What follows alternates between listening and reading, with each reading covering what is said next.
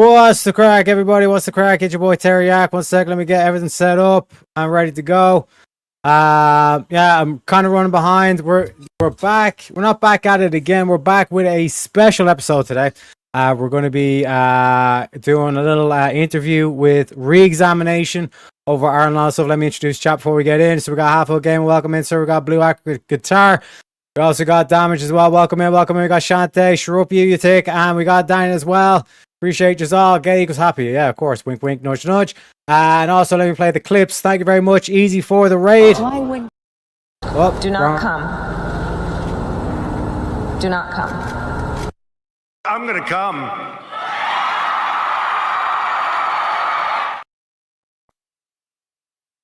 So welcome. Thank you very kindly. Easy. And what's that? Let me make sure everything is ready. Getting ready to go. We do this over here. Also, we do this. And also, we got to make sure that we keep it logical as well. Who better else than our boy Speakeasy? Well, hang on, stop. Let's start with this. What are the three laws of logic? What are they? No, don't look them up. What are the three laws of logic? Do you think this is an inconclusive What are the mathematical three statement? laws of logic? There's three. What are they? I don't fucking know. You don't know the fucking laws of logic, dude. All right. No, all right, dude. I don't know where. You don't even know the three laws of logic. This is fucking crazy. You're fucking crazy, do you bro. want to ask Speakeasy if he knows? Yeah, it's the law of identity, the law of non-contradiction, and the law of the excluded middle. His name is John C. Anything else, shit? Are we doing a little bit of backstage-ish right now? Yeah, we're live on my end. Nice. Yeah, but they can't see us, though. You know, they can. They can. They can. This is hi, all you lovely people. Early in the morning in America, later at night in Australia, and of course, in Ireland. I guess you guys are not quite top of the morning yet, but I'm just gonna go live on my channel. We'll just, if you see the countdown, we're gonna disregard that. But for all of those of you who are on Teriak's channel, welcome. I wanted to do this for quite some time. Because I myself am of Irish descent. In my first appearance on Speakeasies, I actually doxed myself by telling Teriak and others my name is Patrick Finnegan.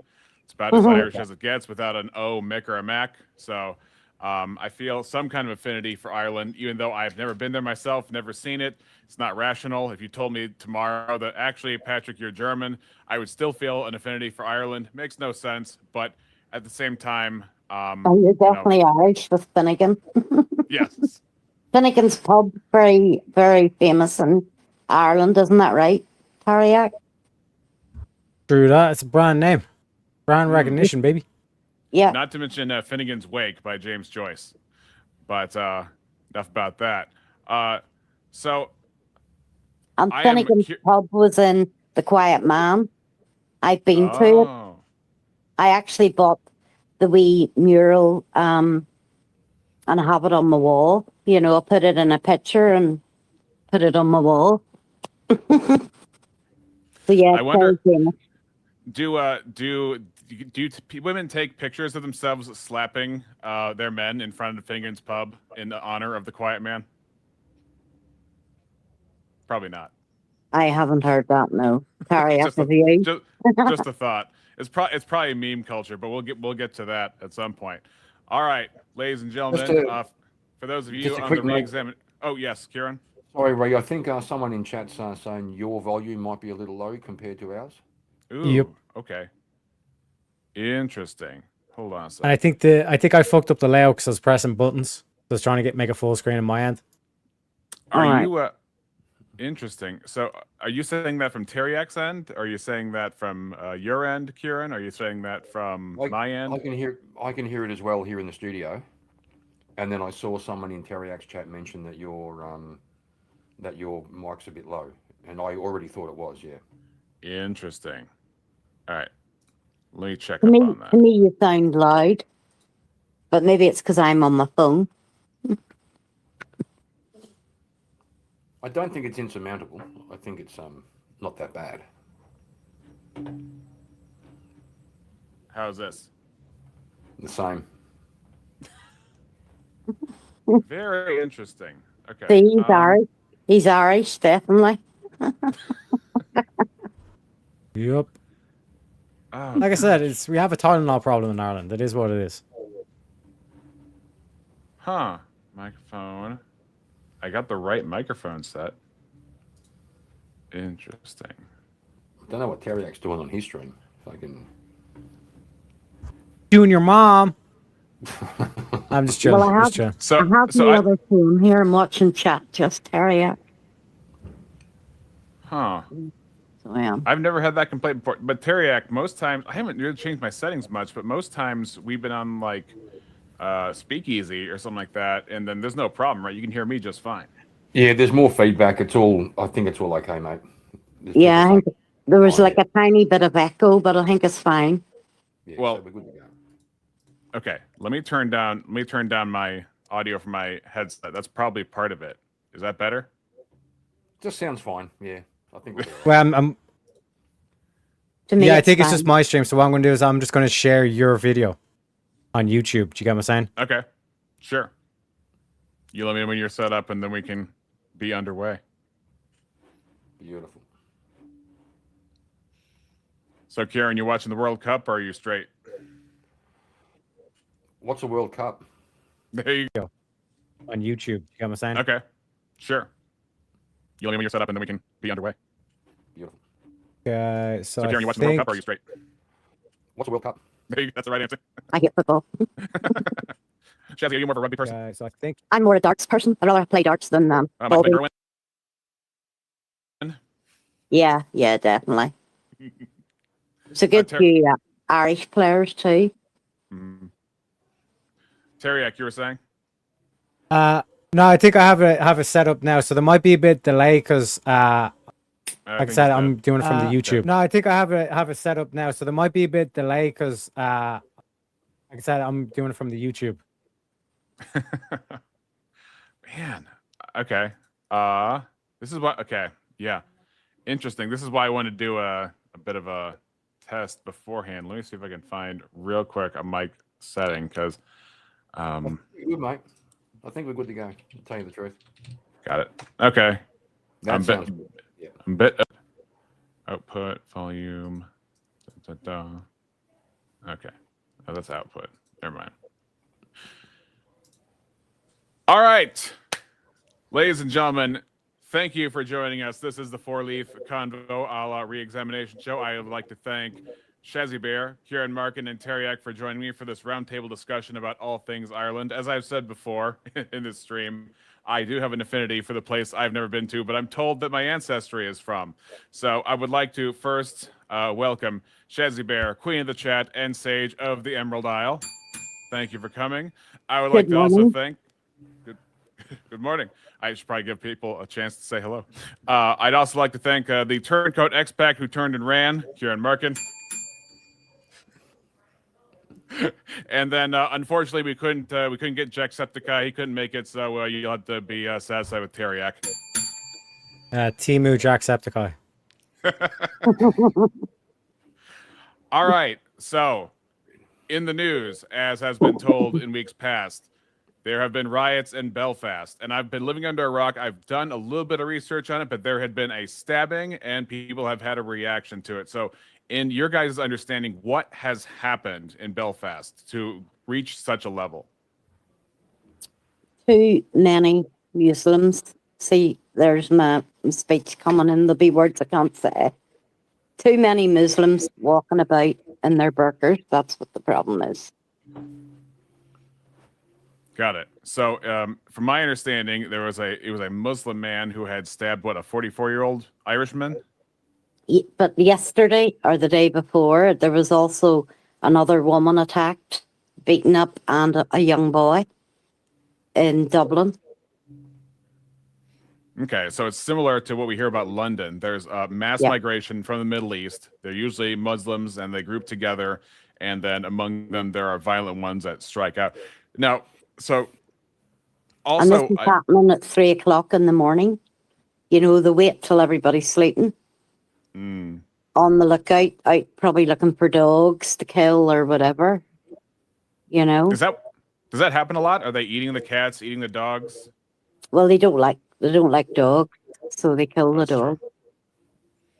That is They true. probably do eat the dogs, like the Chinese. Yeah. That is true. I think in Muslim understanding, like a dog scared away their Dubsy Dabster. If Sorry. you keep demanding it, it's never going to happen, Dubsy. So is that what's Teriak? Is that your recollection too? Tell me, among people in Ireland, is this how long has this been going on in terms of mass migration leading up to violence by Irishmen or retaliation in their view?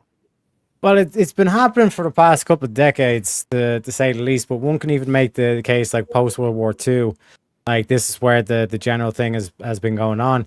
But like the thing for the especially the American viewers to understand is that Ireland is currently split between like the Republic of Ireland and in Northern Ireland.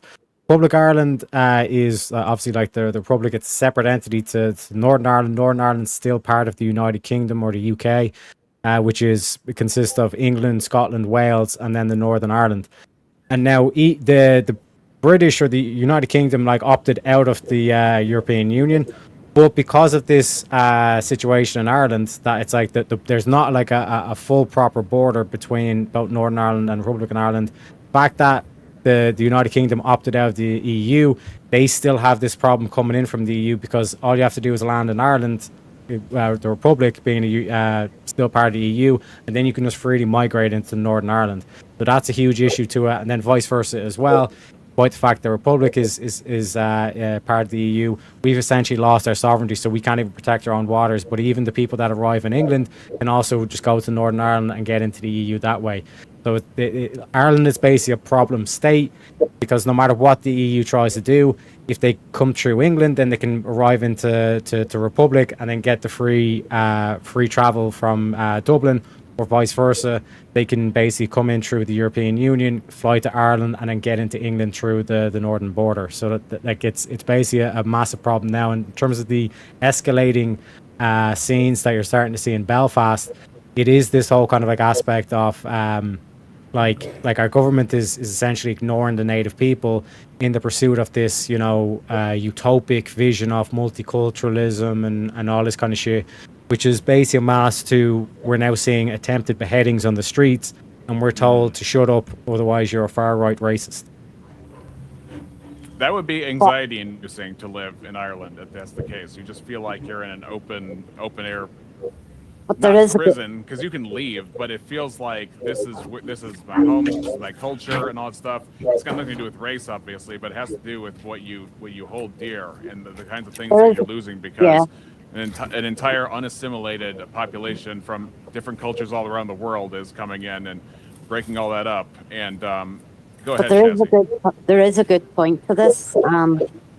Both Ireland, Southern and Northern, have sort of got back together. I was going to ask about that, Shazzy. As I mentioned when you invited me on, that I left Ireland in 1974 when I was a kid. So my sort of background with it was more about the conflicts between the Catholics and Protestants. That's when it started, 74. Yeah, and I think Shazzy and I were born at different ends of the town. So I was born in the Catholic area, she was born in the Protestant area. And there was quite bad, like constant rioting and where I grew up between the two sides. And I was wondering, Shazzy, if this new development had begun. I was going to ask about the dynamic. They're even painting it on the walls. Ireland united. Is that on the gable ends of the connected houses? Yeah. Yeah. So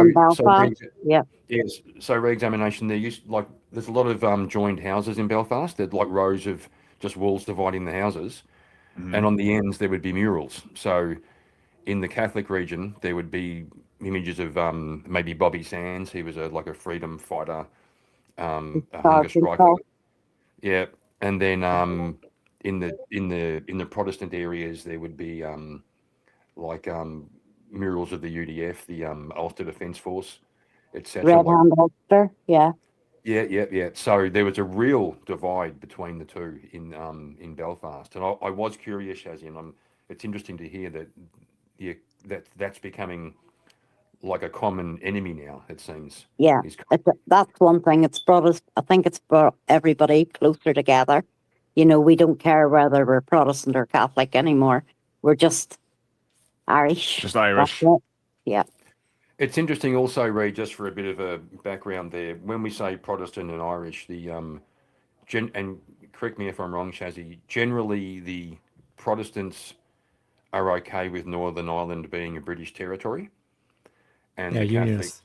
the Catholics would prefer that Northern Ireland was part of the Republic, so the entire island. Right. That's the general divide there, Yeah. So yeah, and that's mainly Church of England Protestant in the Northern Ireland. And it's like to give you a state of like how bad it was. Like if I was like before all this stuff, like these tensions rose up. If I was to go to Northern Ireland and I was to go to like a Protestant pub or a Protestant area, and I was to go to a pub, they wouldn't serve me. And a lot of people say, "Oh, that's racist or discriminatory and all that stuff." But like the reason why they wouldn't serve me would be to protect me. In a sense where it's like, especially with alcohol being involved and all that stuff, it's like you're not going to get served because if you're to sit here drinking with the alcohol, it's going to kick off, kind of thing. Do you know what I mean? But as Shazzy was saying there, like it's if anything, the silver lining from this is like you've now seen like both Protestant and Catholics, both Unionists and Republicans actually unite in the North and say this is like there's a common enemy here. That's the non-Irish essentially. The even on that, Teriak, I'm a little older than you. If you went into the wrong pub, you were automatically in danger. It wasn't just my dad told me stories about he once wandered into the wrong pub with a friend of his, and the blokes in there were looking at him and they're kind of like, I don't kind of recognize you. Dad was wearing a Claddagh ring, which is like a Catholic ring. He turned it around so it was facing inside. Some guy came over, wanted to shake his hand, and he was doing some weird Freemason weird handshake with Dad, and Dad was like, "Oh shit, I'm in the wrong pub, right?" So if you got into the wrong cab in my dad's day, and when I was a kid, if you got into the wrong cab, the cab driver could drive you down to the other end of town and kick you out in the alley, and a bunch of boys would beat you up. So, as well as we had armored cars, I went back there in '81 when I was 11. There were still British patrols coming down all the streets every day, in full camo with armor light rifles, etc. Armored cars patrolling, things like that. So that's the level of the conflict that was going on there between the IRA and the British government, and there was multiple factions as well. There were multiple factions within, and then the police who were also British. So it was a real hotspot in the 70s. It's just so foreign to me because at least in America, the markers were going to be a little more obvious. You didn't have to do the handshake thing or look at the kind of clothing or insignias they have. It'd be like, well, what phenotype are they? Are they black? Are they white? You know, that would be the main thing in America. But it sounds like it's a little more scrutiny there because everybody is ostensibly white in Ireland, and so it's I found out we had a visitor from Ireland. Oh God, it must have been 15 years ago. Had the same surname as me, and which is an uncommon surname. My heritage was Italian a bit further back. There's a story about my surname. It's not actually an Irish name. Some guy visited from Ireland. Irish people will do this. They'll come to a country and not tell you they're coming and just knock on your door. And we invited him in. He was a member of our family on some branch, and it turned out he had stories. There was a member of our family who had joined what they call the Black and Tans, which is like a British Protestant type, like a paramilitary type thing. And that whole part of the family's gone. We never heard about them. We didn't know about them, all because of that. So even within families, they had a saying about, you know, it's even brother against brother. Or if the young ladies were found flirting with the soldiers, literally get tarred and feathered, have their head shaven. One sec, folks. I'm trying to fix this layout issue. It's annoying me to fuck. So I do apologize. One sec. Let me do this. Bada bing, bada boom. Share this. Bada bing. And then I joined the studio here, I think. Yeah, join the studio here. There we go. I'm Yep. so happy I'm seeing it now. You know, I'm 60, so I've had to wait all these years to see it, but now my grandchildren who are growing up are going to get some peace, maybe, and their kids. Well, that'd be good, and that would be the external pressure of the migrants coming in. And I did a little bit of research before today, and I heard or read about what was called, or at least pronounced, the Celtic Tiger, in the case of where Ireland became a very opportune tax haven for people to swoop in, huge companies like Google to come in and take advantage of the economic situation and the leverage they could get out of being in Ireland. And then that resulted in more jobs than the population could give, which resulted in more incentives for people to come to Ireland for these jobs, which resulted in a housing crisis because there were more people than houses and more than you could produce. And then therefore that not only gave a migrant crisis, but now the housing crisis today still stands. And you would have to, these days, get way more than the average income just to be able to get a house, which is similar to America these days, but actually more extreme in Ireland. Well, I'm like actually classed Yeah, go ahead, Tracy. homeless. I'm actually classed homeless right now, and I'm waiting for a house, and there is none because they've all been given out to migrants and other people. And as far as I know, Shazzy, like when they say they're given houses, it's like posh hotels and like proper. Yeah, they get the best. Yeah, they get fed every day and their clothes washed. Yeah, it's You totally. know, they don't care. Some of the coverage. Yeah, it's They don't insane. care about the older generation. They don't. Well, like with the sorry Rex, but the whole like Celtic Tiger thing is like the whole tax haven and all that stuff. It did bring in a lot of the like American like corporations, all this stuff. The way that works is they basically set up a headquarters and they either do like the final touches on the product in Ireland or whatever, or they just declare it as a HQ, meaning then they can like quote unquote pay the taxes. But if you look into, for example, like the whole Apple thing, the government didn't even take the taxes that they were due because of these like shady deals that are made where it's like the basically brown paper envelope job where the politicians and their friends, they get the payoff, but in terms of the actual average Irish person, they don't see any of this like in terms of fruition in terms of them. Like you explained with the situation in terms of like the whole housing thing, Jazzy being a native Irish person is like last on the list, whereas all these new incomers and all the stuff, they're getting put up like because they don't even have the houses available for it, so they're just putting them up into like these lavish hotels, and then the hotel owners are going along with it because they have full hotels and they're getting all paid off and they're all buddy with the politicians, so they get the money about having a full hotel and all this kind of shit, even though they're housing people like from all around the world. Whereas in terms of Shazzy's there saying, well, what about me? I've lived here all my whole life, and they just treat her like a second-class citizen in her own country. I did see. And there's lots of people out there. They're doing that too. I'm not the only one. There's loads. Yeah, similar to America with like education. You know, everybody who doesn't pay their tuition gets their tuition paid for. And everybody who pays for tuition doesn't get reimbursed, even though the people who pay keep the system afloat. The people who don't pay are the ones that are sinking it. Go ahead, Kieran. One of the interesting things is that, well, first of all, I did see one hotel owner a little while ago who said no. He was offered the big deal to pretty much fill his hotel up indefinitely with migrants, and he said no. He said I'm not taking that deal. So there's some hope there. The other thing is the number of people is unknown. This was I was following this in Britain. Now, given that Northern Ireland, as Tariak said, it's not difficult to cross the border from the south. In fact, I think the guy who attempted that beheading, he did that. He flew in from France to the Republic, and then he just basically caught a bus and went across the border and then claimed asylum. But in terms of the numbers, in Britain, the politicians have been saying, there's 5 million or there's whatever it is, whatever number. But it's funny, the people who know the number of people are actually the supermarkets and the sewerage plants, because they know how much people eat, and at the other end, how much waste they produce. And they had astronomically bigger figures than what the government was claiming. Like millions and millions more were there than what the government was claiming. So it seems to me to be an absolute shit show. Well, sounds like it. And then so obviously in America, when we have our migrant crisis, we had Trump, somebody that came along and addressed it directly.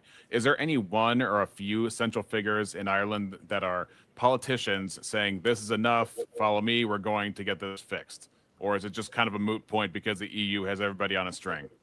Well, it's in terms of Republic, it's going to be a different scenario than in terms of what Shazzy would be talking about. And like Shazzy can talk about the likes of reform and restore and the differences between the two.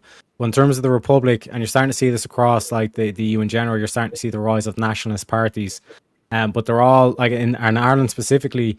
It used to be we had our two major parties, which was, Fianna Fáil would have been, let's say, the Republicans, and Fine Gael would have been the blue shirts, the whole kind of like Democrats aspect. Then there was like Sinn Féin, like lurking as like the third party, or like typically like the opposition, all this kind of stuff. But it would have either been Fianna Fáil was in a coalition with one of the minor parties, or Fine Gael was in the government with one of the minor parties, and it would have been the other party as like the leading opposition to it.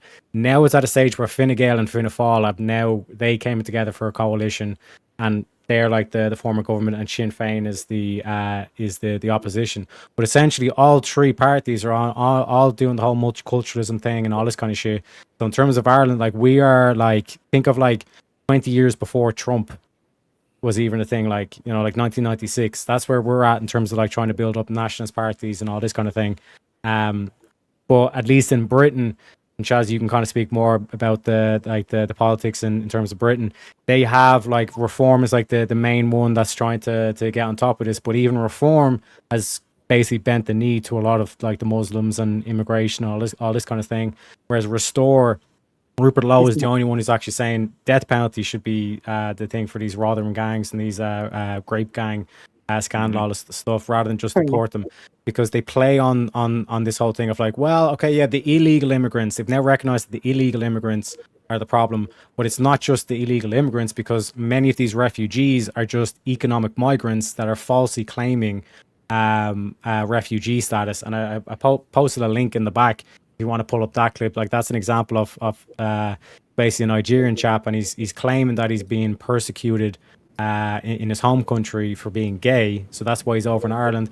His accommodation's paid for, he's getting money in pocket as well to go out drinking on the nights and all this stuff.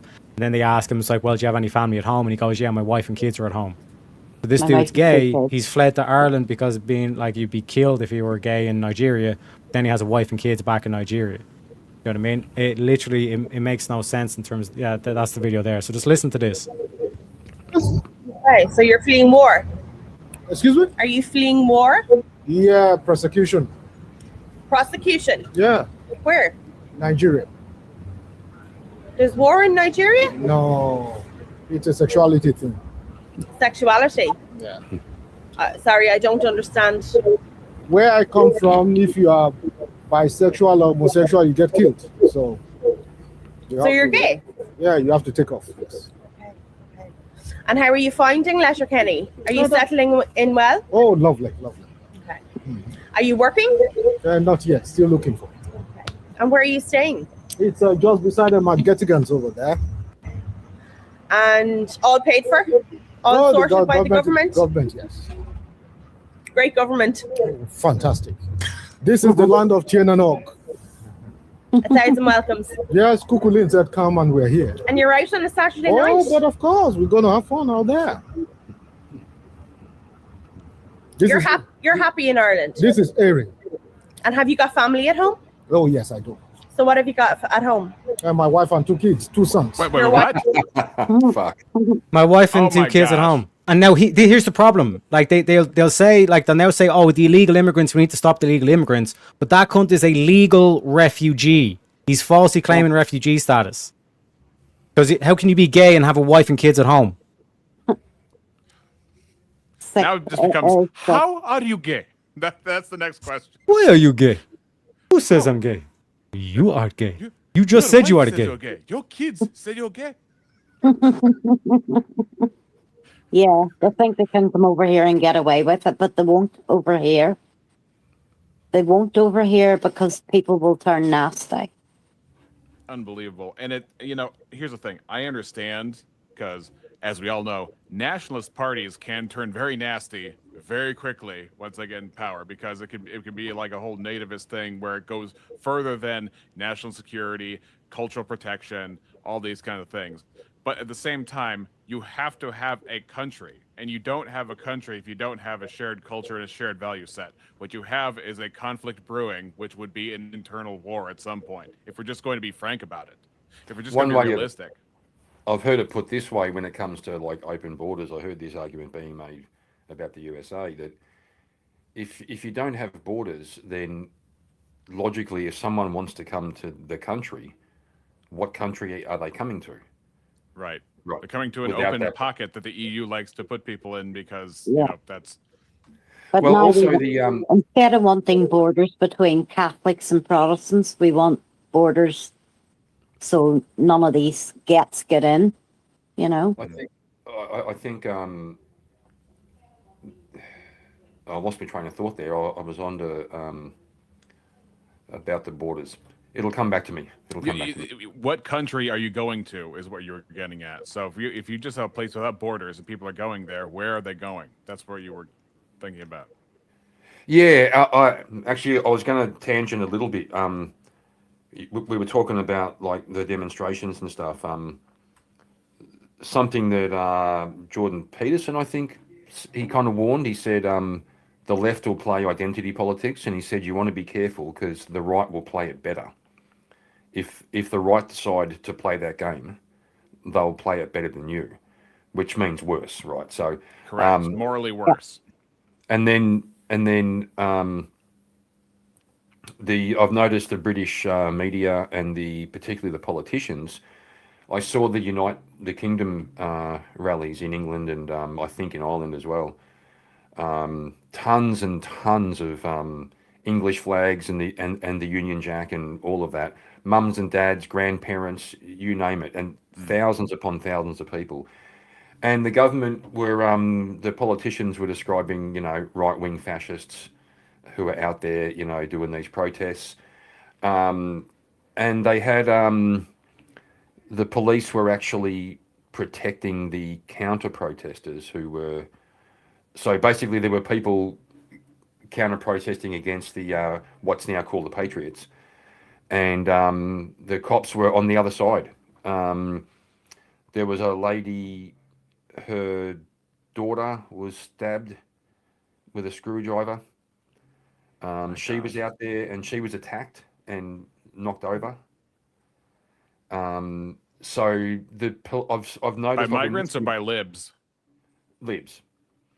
Well, the equivalent, so I've noticed that with the policing over there, I've been watching a little bit of that. They completely captured. They've got a two-tier policing system. They have a thing now called a non-crime hate incident.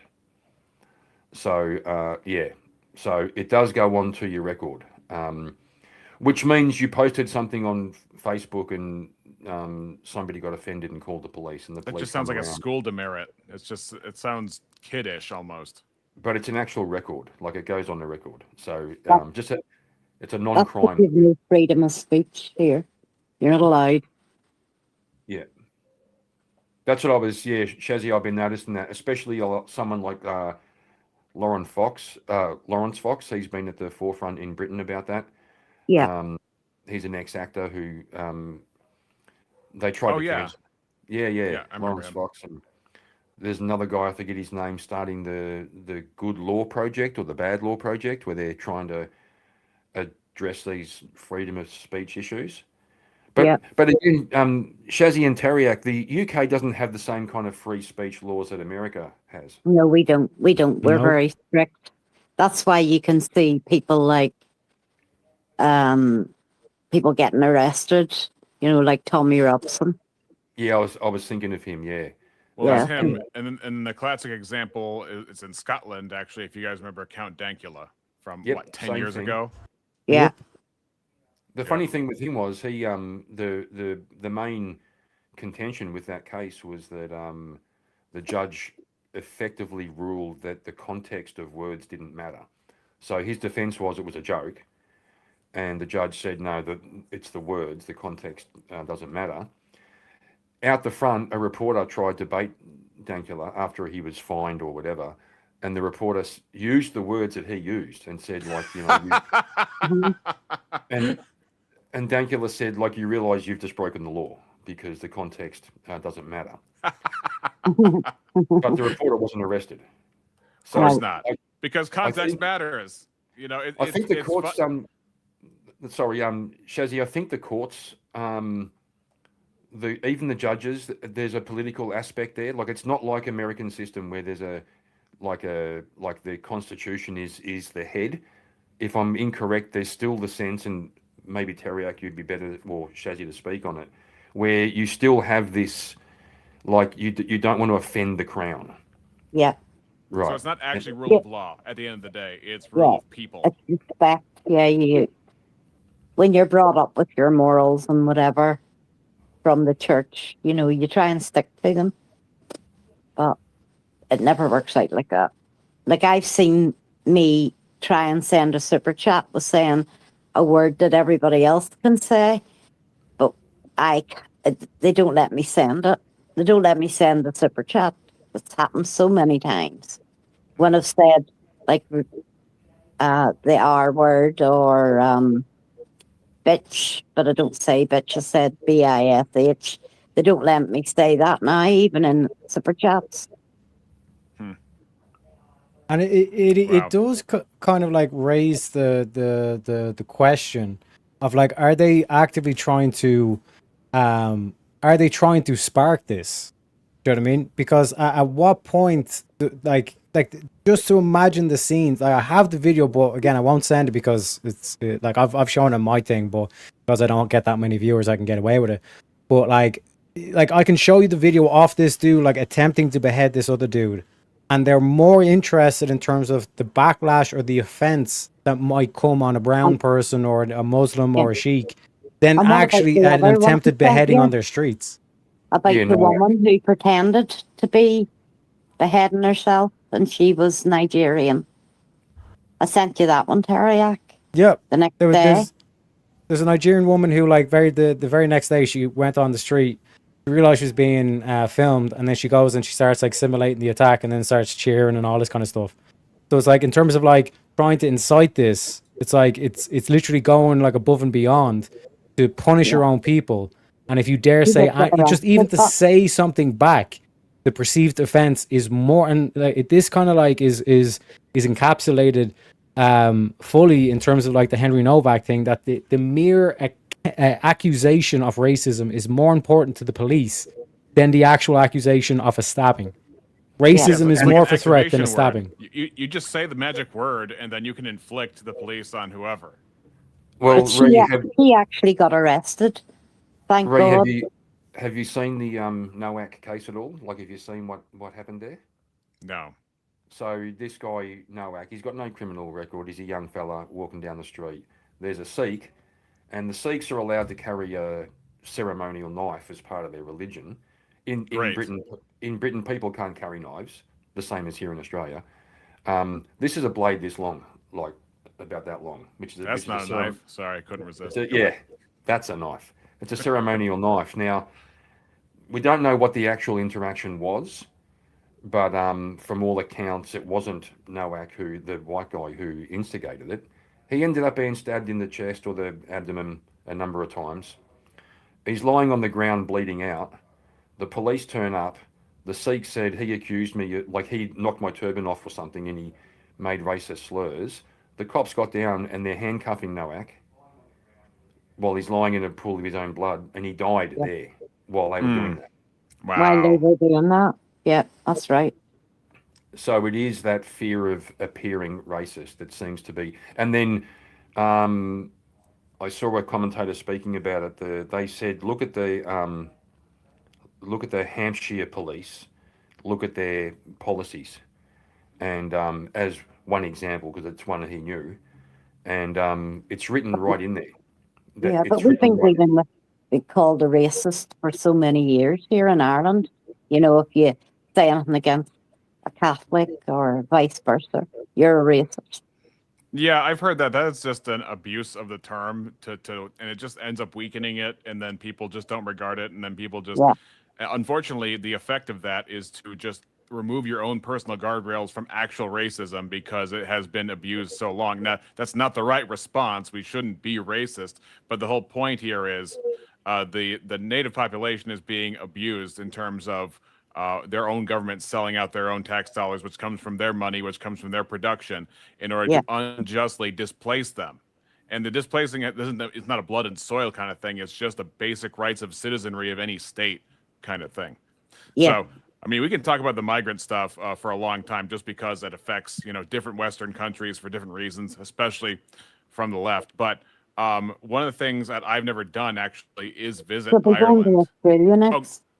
Oh, I'm sorry. We'll be going to Australia next.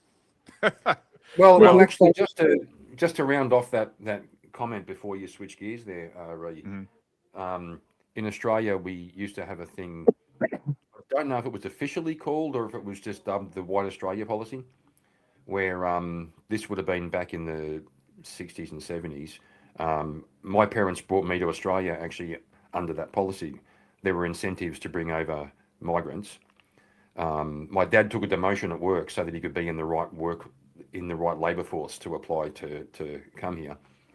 The White Australia policy basically was, it began importing British people and Irish people, and then kind of broadened to sort of, once we had all of them and couldn't get any more, it went to like Scandinavian, and then we started going a bit east to or south and east to Italy and Greece. The capital city in my state, up until recently, maybe still has the second largest Greek population apart from Athens. And then it went even further east, and it was Vietnamese and Filipino. That and escalated quickly. Now it's Africans.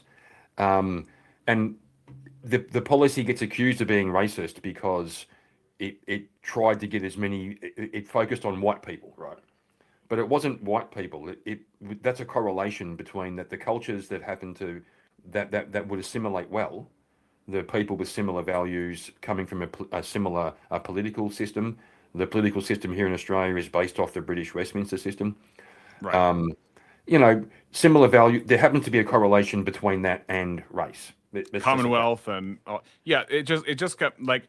All of these commonalities come down to physical proximity. You share a culture with who you are physically proximate to. You share genetics with who you're physically proximate to. So these are just happenstance. It's not necessarily racism, although there could be a play in that but it doesn't prove racism at all. I mean, like you said, same Western, whether Catholic or Protestant, general value set. So that would be the compatibility. Yeah.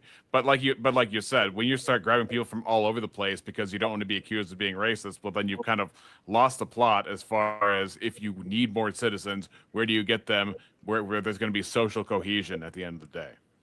Yeah, and also the numbers. Like if you bring people in, immigration, like America, it's been a really important part of Australia's growth. I'm a migrant myself, like I said. So, but it was done in a way that they were looking for specific jobs and specific workers to do specific roles, and they brought in numbers they could manage, and that way the people could integrate, the society could grow, the infrastructure could grow, and support it. But when you're bringing in 500,000 or 1 million a year, or in some countries more, you're just swamped. You're just swamped. All right. I do have a question. I was asking some friends about questions about Ireland and history in general. And of course, you can't talk about Ireland without talking about English impact.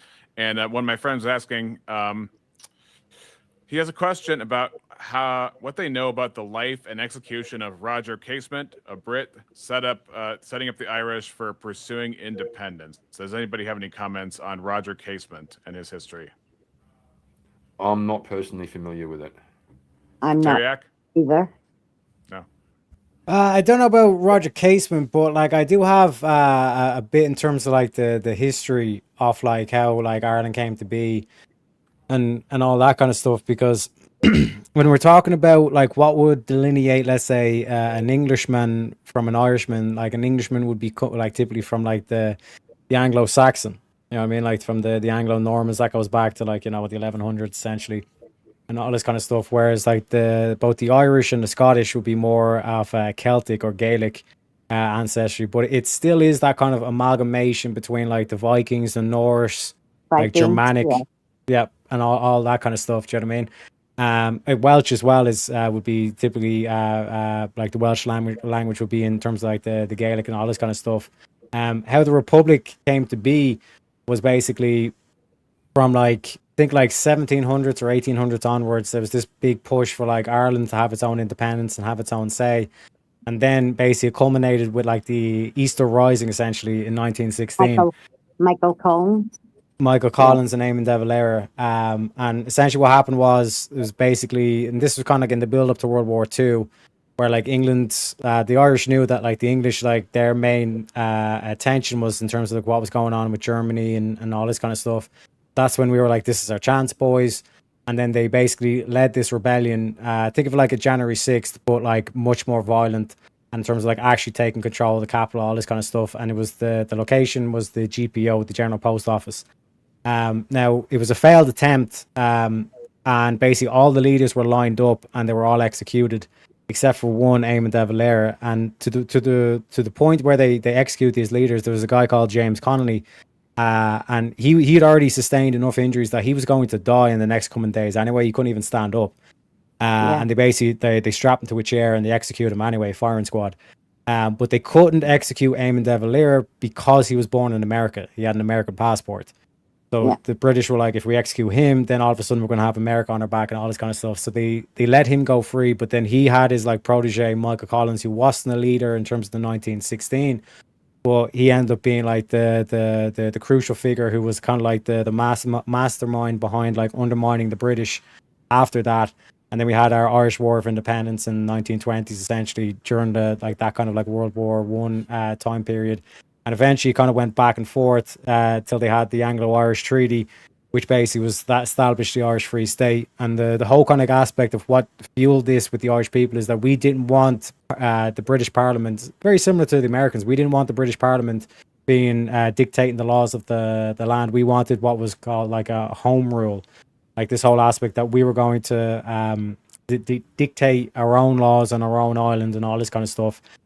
Basically the agreement that was taking place from that was that essentially like Britain would still retain control of the 6 counties in the north of Ireland, whereas the rest of the 26 counties would then have their own like republic essentially. Now as an Irishman and Republican, like my whole kind of aspect to this was like, I can understand why the British would be hesitant to allow the Irish to have like free reign, because Ireland geographically would be a back door to England. So England being a prominent like superpower at the time, they couldn't allow essentially the island of Ireland to become like to be able to do whatever it wanted, because if it started getting buddy with the Germans, or if it started getting buddy with Rome, the Vatican City, then all of a sudden that would weaken that would be a huge weakness for the British imperial system essentially. But after the like basically kind of culminated after World War II, that's when you get the actual Republic of Ireland, the Republic of Ireland Act in 1948. And then from there, and just to give you an idea like of how much of a threat like Ireland actually was to England, like this is a typical joke that's thrown out, but it actually is a fact. Like the Irish were the only Western nation to actually send condolences to Germany after World War II, after Adolf apparently killed himself and all that shit. So just in terms of like how much of a threat that Ireland actually was to England in terms of that aspect, and a lot of that is got to do with like it goes back to the famine and all this kind of stuff, rather than actually moving on and trying to look forward in the future. There always is that kind of thing of looking back in the past. And it's the same thing that like I kind of talked about this with when people like Jewsburg and all this kind of shit. There's a similar kind of phenomenon in Ireland where it's like they'd Englishburg, where it'd be like if it was to rain that day, well, don't you know it's because the English control the weather, it's the English fault and all this kind of stuff as well, rather than actually trying to move on from that.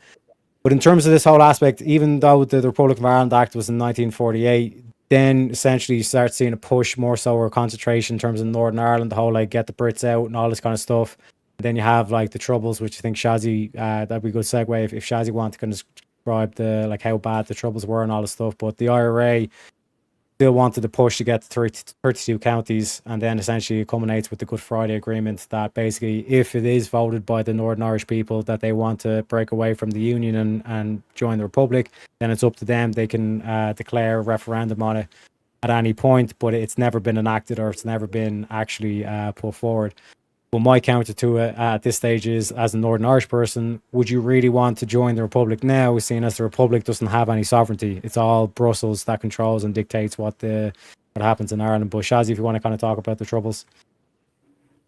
Well, Kieran would be first in the Troubles because he had to leave when he was 4. Yeah, most of my experiences there were really stories from my dad. Like I said, I was 4 when we left, but there were some pretty full-on stories. Like, for example, we lived above a shop at one point. My parents were renting a little room above a shop. They were only young. I was 4, so Dad would have been 24. Mum would have been 23 or 24. And they were there with me and my brother. And one day or one night, a riot broke out in the street down below. And the soldiers were breaking into every corner residence as a vantage point. So they came up the stairs with the Armalite rifles, etc. They bailed our family up against the wall with the machine guns pointed at us, and or with the rifles pointed at us. They're calling my dad an Irish arsehole and all this because they were Scottish soldiers. They smashed out the windows and they were shooting at rioters out through the windows. So that was one typical thing. Or, for example, my grandmother was walking down the street and found herself having to step back into a shop doorway. You know, sometimes the doorway's a bit set back. The shop was closed. She had to step back into there and just wait in the corner because there was riots going on. Now, riots would consist of soldiers with armoured cars and rubber bullets going in one direction, and blokes in masks and scarves throwing Molotov cocktails the other way. And then there were some famous incidents like Sunday Bloody Sunday, written about by you too. I think it was 12 or 13 Shazzy who were killed that day. Yeah, there's actually a film on YouTube about it. Yeah, that was like a tinderbox moment where the two sides were facing off with a barrier or something in the middle, and then a gunshot went off somewhere, and then the whole thing just went crazy. And the British also had like what they called I think it was called Special Powers Law in Northern Ireland, which meant according to my dad anyway, what he told me was the military could break into your home, arrest anyone without charges, put him in jail indefinitely. And so basically political prisoners. And my dad was telling me pretty much everyone we knew over there was not far removed from somebody who was in who was in a political in a prison who'd been dragged away. So, and then you had things like when I went back in 81 and was staying with my grandparents in a little town called Ivy in Belfast, in those attached houses. And I went to the window because there was like a group of soldiers walking in formation down the center of the road. And I went to the window to look out the curtain, and my dad grabbed me and said, don't open the curtain. I said, why? He said, they're all 18. I think they do their first tour of duty or something in Northern Ireland. You have to spend 6 months there. He said they could be trigger happy. If they see you swipe the window, they turn around and shoot you. They'd walk down the end of the street, then they'd stop, look around, separate a bit, and then walk down the other way. And I said to Dad, why are they walking on the road? And he said, because the IRA used to put bombs down the drain pipes on the corners and on the walls of the buildings. And so they walk in the road now so that they're further away from a potential threat. So they were the kind of the kind of things that were going on then. There were other stories. Mum, I think when Mum was pregnant with me, she was standing out the front in the street, and some bloke got down on one knee behind her and started throwing stuff at the armoured cars going past. So it was a pretty brutal period. And a lot, also, Shazzy, like a lot of antagonism between both sides. Like Yeah. they would goad each other. So there's a famous is it the Orange Man March, Shazzy? Yeah. On the 12th of July. It's coming up soon. Yeah. Yeah. Now, So is the it, now Orange, when you hold on real quick, when it's Orange Man, is that a reference to Irish Protestants or what is it? yeah. They're loyalists. Loyalists, yeah. And Protestant they'll do it. loyalists. And on the 12th of July, they'll do a march, which is like with the drums and I think Irish bagpipes and things, and Yeah. and all Lumbags, everything. Yeah. all the regalia, and they would make a point of marching through the Catholic areas, right? So just to kind of stick it to them a little bit. So there was that kind of thing going on. They're not allowed to do that now. That walk has stopped Has it? for a few years now. That walk has stopped. Yeah. I was talking to someone over there, like a relative at one point. It was after the 80s, but was I talking to someone or I saw someone talking about it from Ireland who said that what was starting to change at that point was they were opening up schools that had Catholics and Protestants who would go together. Yeah. And the kids were kind of becoming friends, and that was the beginning of kind of breaking down those kind of prejudices. Mostly all the schools now are, both, Protestant and Catholic. All the schools now are like that. Yeah. Yeah, compared to back in the 70s, that would have been unheard of. Like it was. No, that is so true. There was one Catholic school where I lived, and then there was the high school. So of course I was sent to the high school, not the Catholic school, but some of my friends sent their kids to the St. Anne's Catholic school, and they ended up being smart people, Yeah. It's good teaching there, where the rest of us can't wait till school ends. It was so boring. I know I was bored to tears.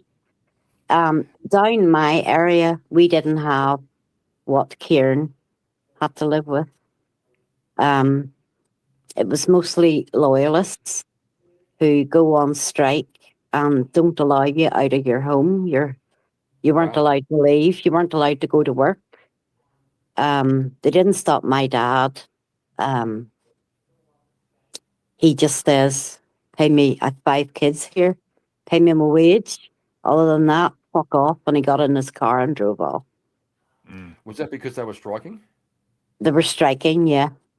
I heard. I think that was in the late 70s, I think. Yeah, that was in the similar. Republic. No, in Northern Ireland. Oh, Northern. Okay, I thought you said. I guess I imagined that in Northern Ireland would be the most of the conflict, then, right? But you said you were in a part that wasn't so conflict-ridden. Yeah, it wasn't as bad as Cairn. They didn't have guns on the street, but it was just the loyalists, And if you were Catholic, you didn't get to stay long. Do you know that just recently there's a graveyard at Ballybester? My dad's in it, and my mum, whatever. And they're in the Protestant section, and there was a part for the Catholics.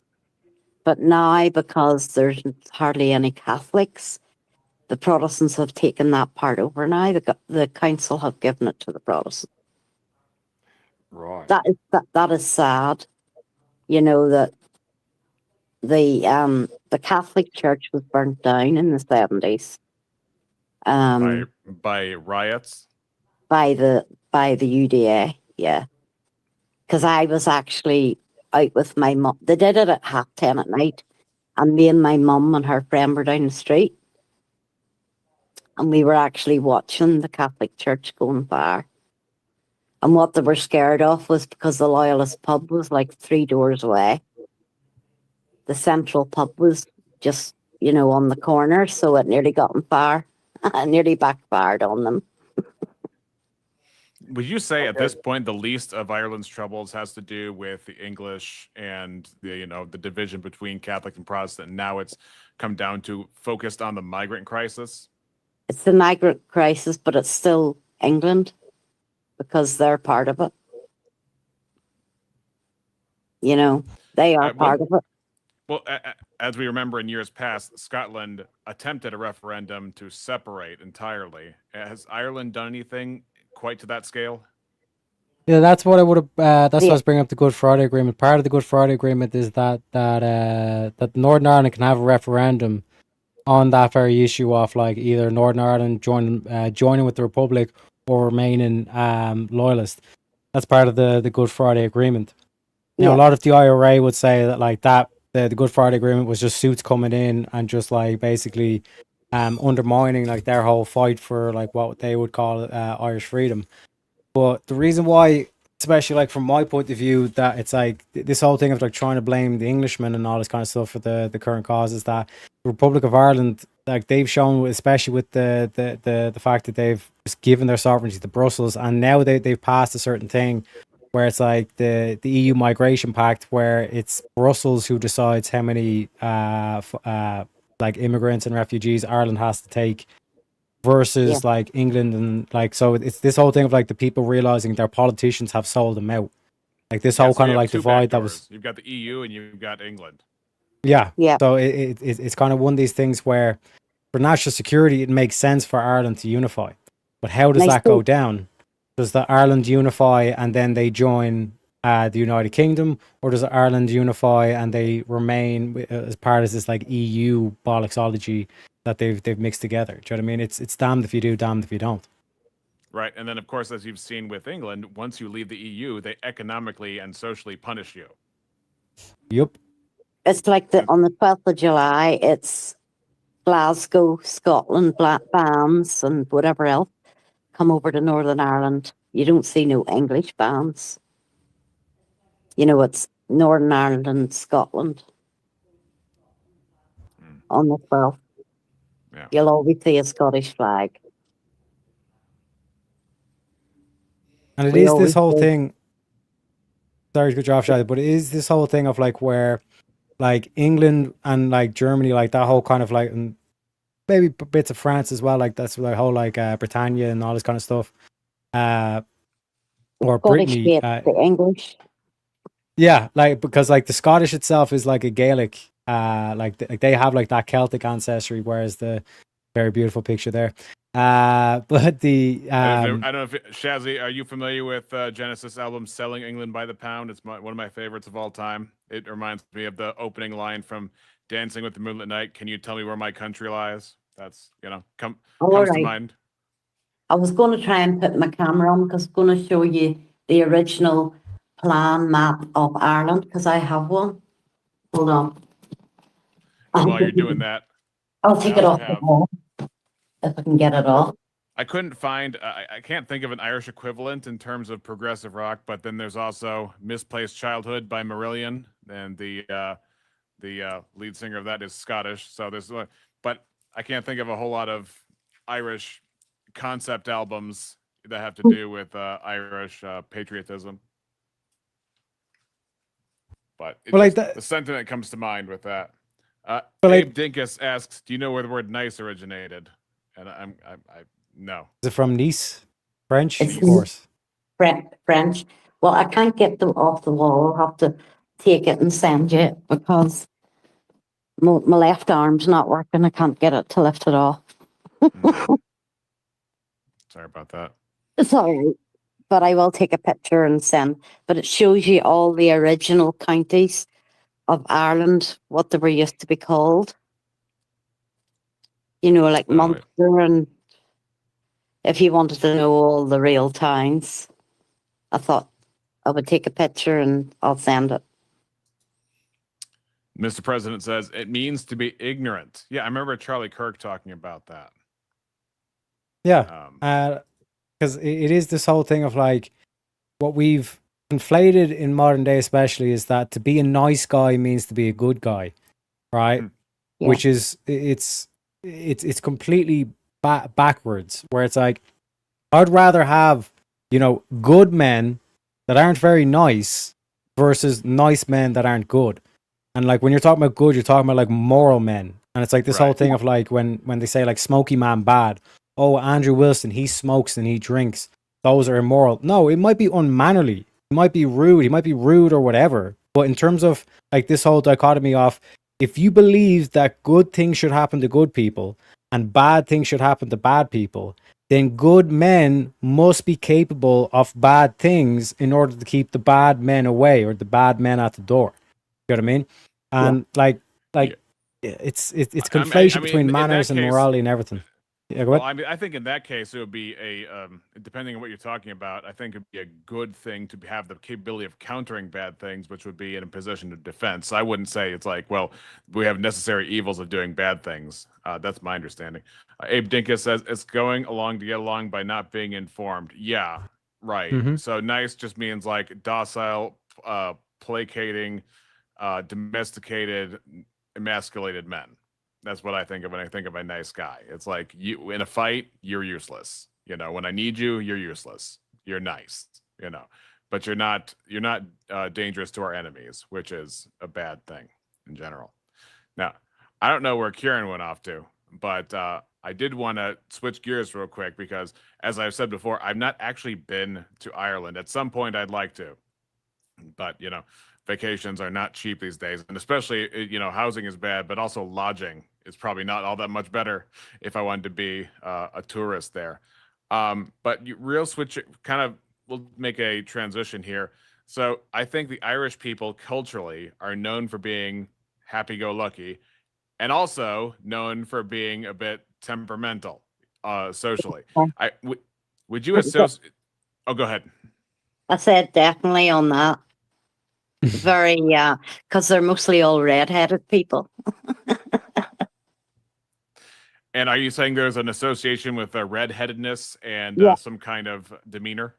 Yeah, red-headed means you've got a temper. Yeah. So it does, yeah.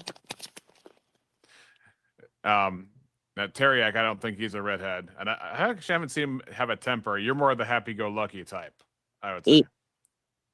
Yeah, like this is the whole thing of what they're trying to do in Ireland as well, because they're trying to claim now like that, like, oh, there was Black Irish. But when you talk about like going back in the histories, and anytime they refer to a clan as being like that's like the dark or the black clan, it would be that they wouldn't be fair hair, they wouldn't be ginger or blonde or whatever, they'd have black hair. You know what I mean? So I would have been called a unfair dove. You know what I mean? Like I would have been like, and dove is the Irish for black, right? But like how in Irish, like when you're talking about like a black man or like an African, for example, you'd call him Gurm, which is blue. It'd be blue man. And if you're trying to say like the devil, it would be unfair dove. Like the black man is the devil, so to speak. Do you know what I mean? What they're trying to do is they're trying to like rewrite history and say like these clans that were known as the dark clans, that they were actually black people. You know what I mean? Which completely goes against it.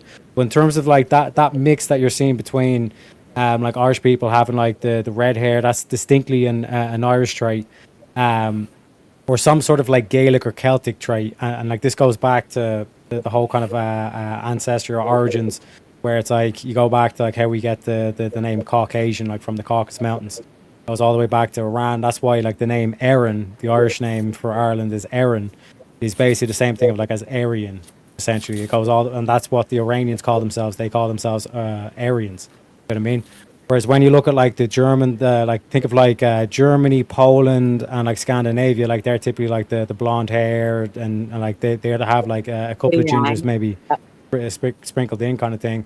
Like that dark hair would have been kind of more so of like the Roman influence, and things like that kind of thing. But in terms of like the general kind of like Irish kind of attitude, it is that kind of like free spiritedness, you know, like the poet or the what would be the word? Like that kind of like leprechaun, like free spiritedness, kind of like you know, sure, fucking isn't life a drag anyways? There's no point of having a draggy mentality kind of thing. But there is that thing of like once you do cross that line with an Irish person, you've seen what happened in Belfast. You know what I mean? A lot of global warming takes place. You know. Well, it's just interesting though. Do you? So, it sounds like what you've expressed is some kind of optimism born from pessimism. Yeah, like this whole thing of like you don't ask God for an easy life. You ask God for a strong spirit. You know what I mean? Because life isn't easy. Exactly. You know what I mean? Yeah. Like part of life is suffering, and what develops character, what develops, and this is a whole reason why like a lot of the best comedians would be English, Scottish, Irish, Welsh, and all that stuff is because like it's a tough history. Like this whole thing of like the look of the Irish. I can't remember who has the quote, but when you look at the Irish history, we haven't exactly been fucking lucky. You know what I mean? So like this whole No. thing of like the look of the Irish and all that stuff, like to go through the famine and all this kind of stuff. But part of having that as your history is to realize, listen, like we've been through far worse before. That's why You we're know? lucky. Exactly. 'Cause we've To been get through that. through it. Yeah.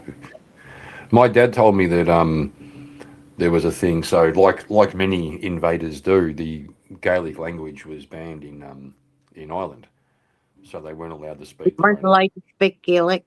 It Yeah. was. It wasn't allowed in the schools. No. I And know. and also so there are certain songs which are written as like love songs, and they'll often speak about a flower or something like this.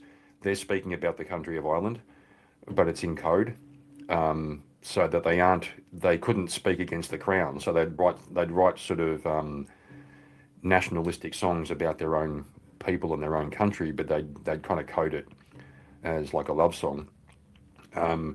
Similar thing I think happened in Russia as well. I think Russians had a similar process. And I know like wherever it is, they do that martial art, a capoeira. I forget what country it's in, but that was the same. They were banned from learning martial arts. They developed a dance, and the dance happened to be effective in fighting. So It wasn't river dance, was it? no, it wasn't. No. But yeah, basically, yeah, Ireland had a pretty rough trot. There were folk songs about being pushed off the land, like the good land. So they Yeah. had to like try and plough rocks. There's a song called "The Rocks Are Born," which is about literally being pushed onto rocky land and having to try to grow crops because all the good land was taken by the whoever it was, like if it was barons or lords or whatever. And hence the potato famine was such a big deal because that was a staple of the diet. Was the potato. Hence the jokes about potatoes and We Irish. still live. We still live on potatoes for flip's Yeah, sake. yeah. My mum used to make bread. My mum used to make bread out of out of potatoes. Yeah, The potato bread. Yeah, potato bread or soda bread. Yeah, Yeah, that's what we cook in our fries, or Ulster fries. yeah. One of the things I actually found really interesting, Shazzy, was because I moved to Australia when I was so young.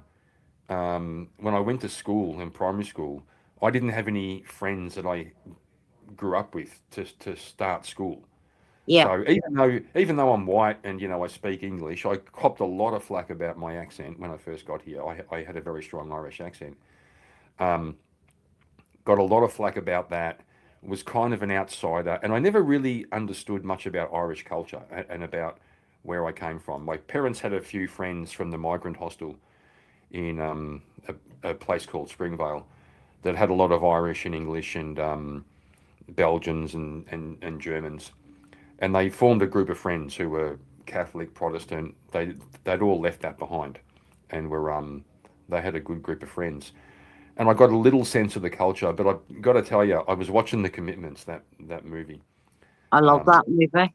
So do I. It's one of my favorites. But I love Andrew Young singing. I think he was a real good singer. Yeah. So I was watching that, and there was a scene with a group of older ladies. They were little, and they had dark hair, and they looked like my mum. God rest her soul. Right. So, and I thought, wow, that looks like, for the first time in my life, I had this sense that's my people. That's my people, because they literally looked like my mum and her sister, and I didn't realize that there was actually like you have there's a biological sort of signifiers. If you see Yeah. Polish people, often you can tell they have a kind of a round face, or there's Greeks have certain kind of hair. There's things you can kind of recognize, these subtle differences that you can identify with, and it was really astounding. And I thought, wow, that's really a I came from somewhere. Yeah. Right? That's where I came from. All right. When you look at me, though, I know I have probably a quarter Portuguese in me, but when you look at me and you've heard how Irish my name is, would I be considered Black Irish? If you have In terms of, dark, like the black hair. yeah, dark hair would be like Black Irish. You're a dove. Isn't that what the word is? Dove. Mm-hmm. Yeah. Dog. No, dove. D-U-B-H. B-H is a V sound in Irish. Oh yeah, like Slanjava, right? Or is that Scottish? Sure. I know Slanjava that you use an H for a V sound. Mm-hmm. And then like Saive, for example, like Saidhbh is Saive. That's pronounced Saive. What is the origin of Black Irish then? Because when I think Black Irish, I kind of think of Thin Lizzy and the lead singer of that band. Again, like it goes back to like how the clans would like there'd be, let's say, like, you know, say Finnegans, and like there'd be one part of the family that would produce like ginger hair or fair hair, or, you know, like blonde, and then let's say there'd be another section of the clan that would have like the dark hair. Then you'd have there'd be the fair haired Finians, and then there'd be the dark haired Finians, and that's where like Black Irish originated. But now they've rewrote it to the point where it's like, oh no, like the Black Irish, like those were like black people that were in Ireland at that time, and it was all just a bunch of bollocks. But it's the same thing of like when you look into like Rosa Parks and all this kind of shit. It's like these people were literally just pushed as to this whole kind of like to lay the foundations for like this whole multiculturalism's our greatest strength and all this kind of shit. But this is why I got into a conversation with it was like Chris Ferrier, a couple other people were on the panel when we were kind of talking about this, where it's like nation, a certain part of the nation is your ethnicity, which is that like shared origin, that we all come from like one clan, or we all come back from like a group of clans, so to speak, and all this kind of thing. And like these people, like for example, like a Nigerian coming to Ireland, like he will never, even if he has an Irish passport, like he would never be considered Irish because he's not part of the clan. He's not part of like the family or the lineage, or he does not have the shared origins. Now, if the black man like from Nigeria marries an Irish woman and they have a kid, the kid could be considered Irish because the kid would have that lineage or that like origin from the Irish woman. But in terms of like this whole thing of where we're basically at a stage now where like no one really seems to be able to identify like what makes you a particular nationality. Is it your passport? Is it a piece of paper?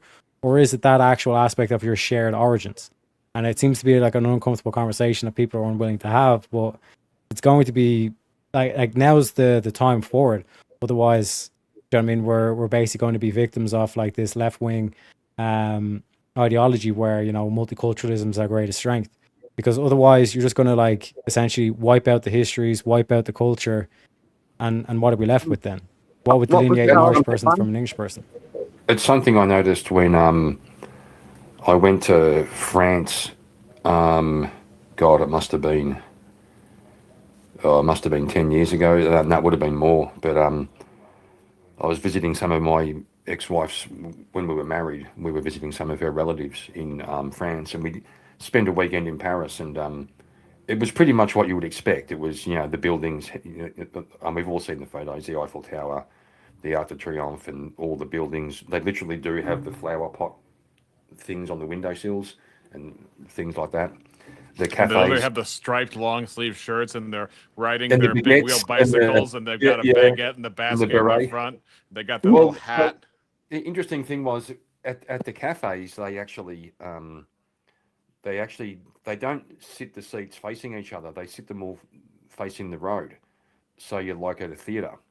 So you're having your coffee and your pan de latte or your pan de chocolat, and you're looking out and sort of watching the world go by. And there was a couple of little pockets where there was like tents in the median strip in the middle of the road or on the side of the road. So they were like the homeless kind of migrants. Only a couple of pockets here and there.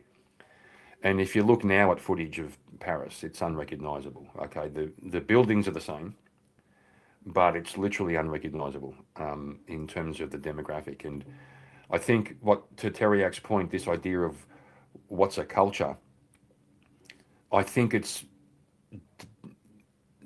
deeply connected to history. So, and to continuity. That's where the problem comes. It's very hard to define. Like, for example, my dad, 3 or 4 generations back, they came from Italy. So on dad's side, only 3 or 4 generations Irish, but on mum's side, her surname's a very old Irish name. I can't track my mum's history. I don't have there's a whole thing there. But so the question was, am I Irish? Well, yes, I was. We were deeply embedded in the culture. And then when I come to Australia, my dad, he denounced we could have had a dual citizenship as a British citizenship and an Australian citizenship. And he said, no, we're Australians now, so we'll denounce the English or the British passport and we'll become Australian. Now, he still had very strong links to Ireland and was proud of that. But I certainly grew up adopting Australian sort of culture and values, and I consider myself Australian. But that's the same things happening here in terms of multiculturalism, right? So we also have an Indigenous people here. And so the question always arises about who's the true Australians. And then if you go back a couple of 100 years when the country was kind of federated in 1901, it's basically a Western country. But now with all the sort of open immigration, we haven't got open immigration. Our government was very harsh on stopping the boats was a slogan here. We had boats arriving in the north from Indonesia. And our government took a very hard crackdown on that, plucking people out of international waters and taking them to an island like Nauru. So they're outside the legal system of Australia, but so we don't need to worry about due process for them. And we have a deal with Nauru we had a deal with Nauru that they'll just house them in prisons. That stopped the boats, but there are people who are indefinitely in prisons on these islands because they tried to come here. So, and then we've had a big thing here about multiculturalism. We really embraced the sort of Greek culture when that sort of came. Started off with some tensions. There were slur words for Italians and Greeks, but for the most part, that's all good. And then even the Asians, that they've all sort of become like a part of the culture as well. We don't seem to have that racial divide on those grounds. But what we are seeing now is in the advent of October 7, big, huge divides between the Palestinians and a lot of aggression from the Palestinian supporters here, like insane in the streets every Sunday, big protests, big marches. And then of course we had the Bondi Beach massacre a little while ago, which was the first massacre. That was bad. Yeah, the first massacre we've had here since 1980 or something, or that's when they took away all our guns the last time. So what we're seeing is an import. We have our own divisions within the country, but the real division is actually between two groups who have come here, right? And they're playing out their war in our country. It's an imported war. Yeah, imported the war. So I've kind of sidetracked from where you were going, but I think it still speaks a bit to what Teriak was saying about the multiculturalism being it's not a strength. It's not a strength. No, clearly not. You can't have You can't have competing ideologies and have that be a strength. It's going to be at best a distraction. It's going to be at best a deviation of time, effort, and resources.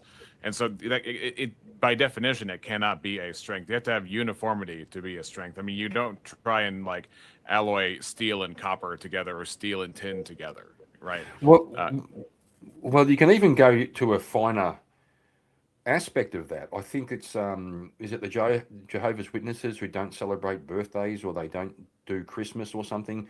There was something like that. There was some Protestant sect that didn't celebrate some common Christian celebration. There was one particular one. Oh, Jehovah's Witnesses, I wouldn't consider them Christian because I don't think they believe in the deity of Christ. Yeah, But Abe Dinkus is asking, who was the shooter that got Australia's government to ban firearms? Martin Bryant. Well, now you know. Speaking of culture, real quick though, as far as Ireland, what I would like to know, let's say you have somebody from outside of Ireland, they're from Germany, they're from Sweden, or they're from Greece or wherever, and they come to Ireland. What kind of culture shocks are they going to have that are distinctly Irish signatures to their culture? How they treat people, how they interact with each other. What are things that are distinctly Irish in terms of custom?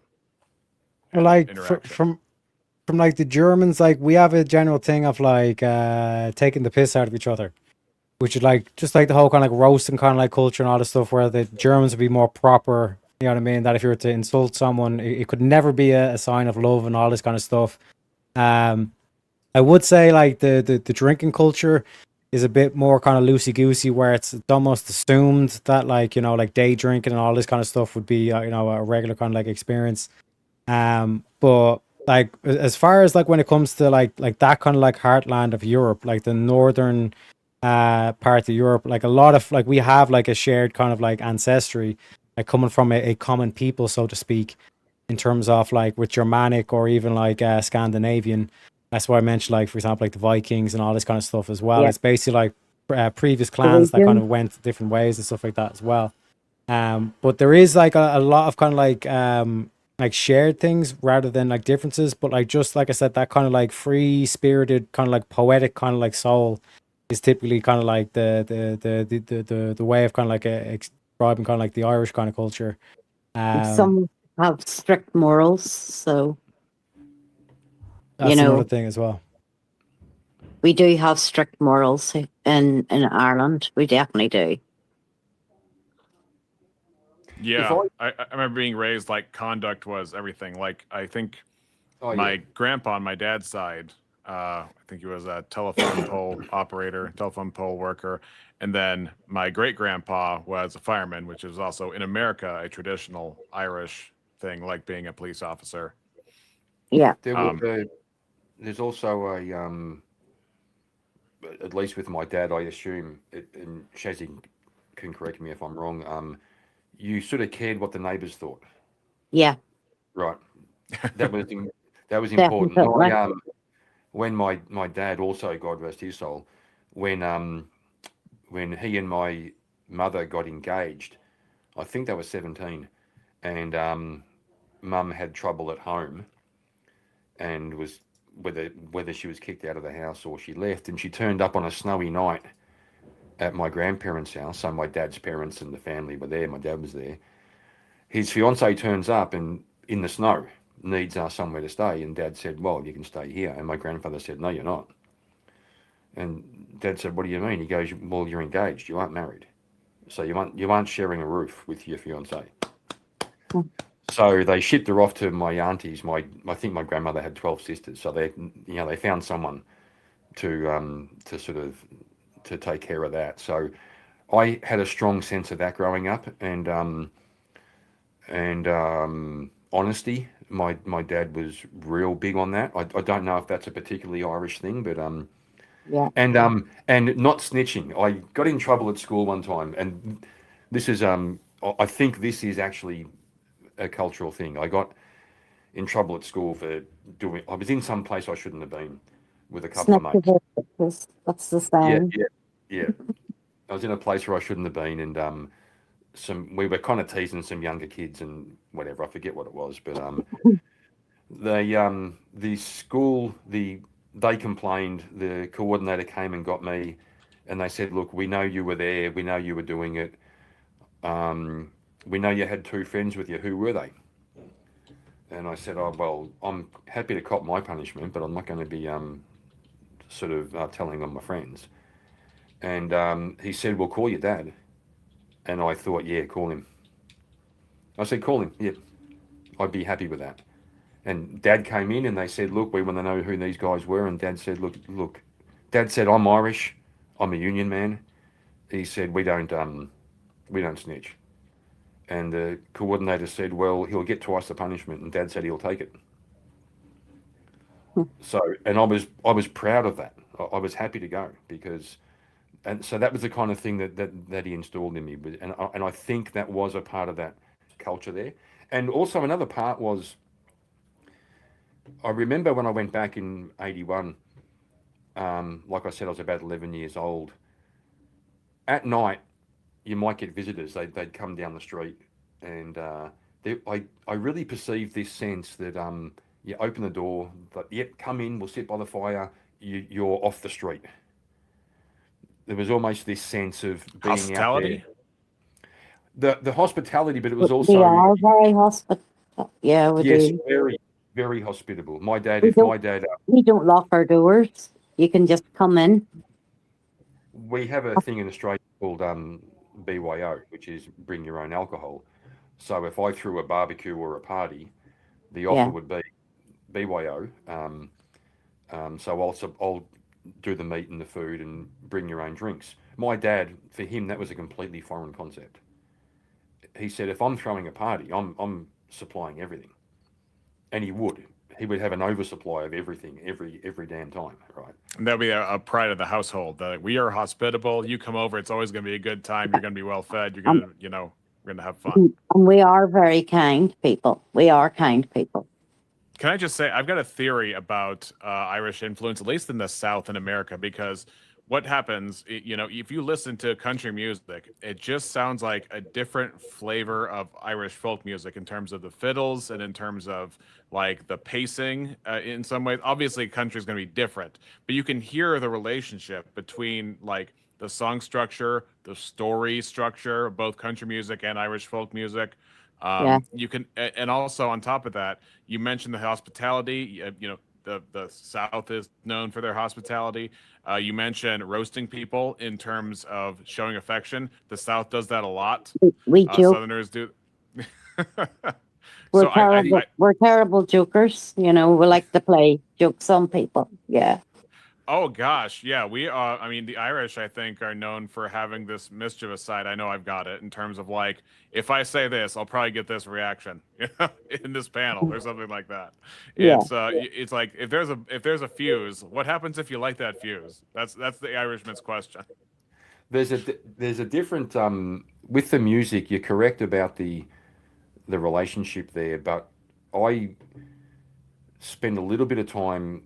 I became interested in Irish music, and I was sort of learning. I had a penny whistle, one of those little penny whistles. I was learning how to play that, and I was learning how to play some Irish songs on guitar. If you go back a little further, the music is quite different. It's very distinct and very moving. They use different storytelling. It's storytelling. They're very good storytellers. Irish are. There's also something about the melodies in the older music. The timing, they often use like a 6/8 timing, which is not really used much these days. And not outside of jazz. And there is something, well, what do they say? A difference between a jazz musician and a rock musician. A rock musician plays 3 chords in front of 4,000 people. A jazz musician plays 4,000 chords in front of 3 people. So that's funny. So yeah, the music is very distinct and very moving, and a lot of good music comes out of Ireland. A lot of good singers, and bands and stuff come out of Ireland. And Teriak, I think you adjacently brought up comedians, and this, I know he's not technically from Ireland, but I think the quintessential Irish American is Conan O'Brien. Just because he loves that mischief so much and that chaos, and he thrives in chaos. And if he can't find chaos, he will make chaos in order to thrive in it. Oh, 100%. Like again, a good old ginger as well to represent the boys, as they would say. But it like I think that like that trickster spirit, like the like again, like just take one look at the Avatar and all this kind of stuff, like the Loki element, this kind of like mischievous kind of thing, because exactly the locos. But Dude, that's a double entendre there. You got the loco, and it works for Spanish as well. I tell you, man, you know what I mean? And like like this whole thing of like, I often kind of like describe it as like the Irish mentality is like instantly what goes your head is what is the most inappropriate thing to say at this moment. Do you know what I mean? And you just can't help yourselves.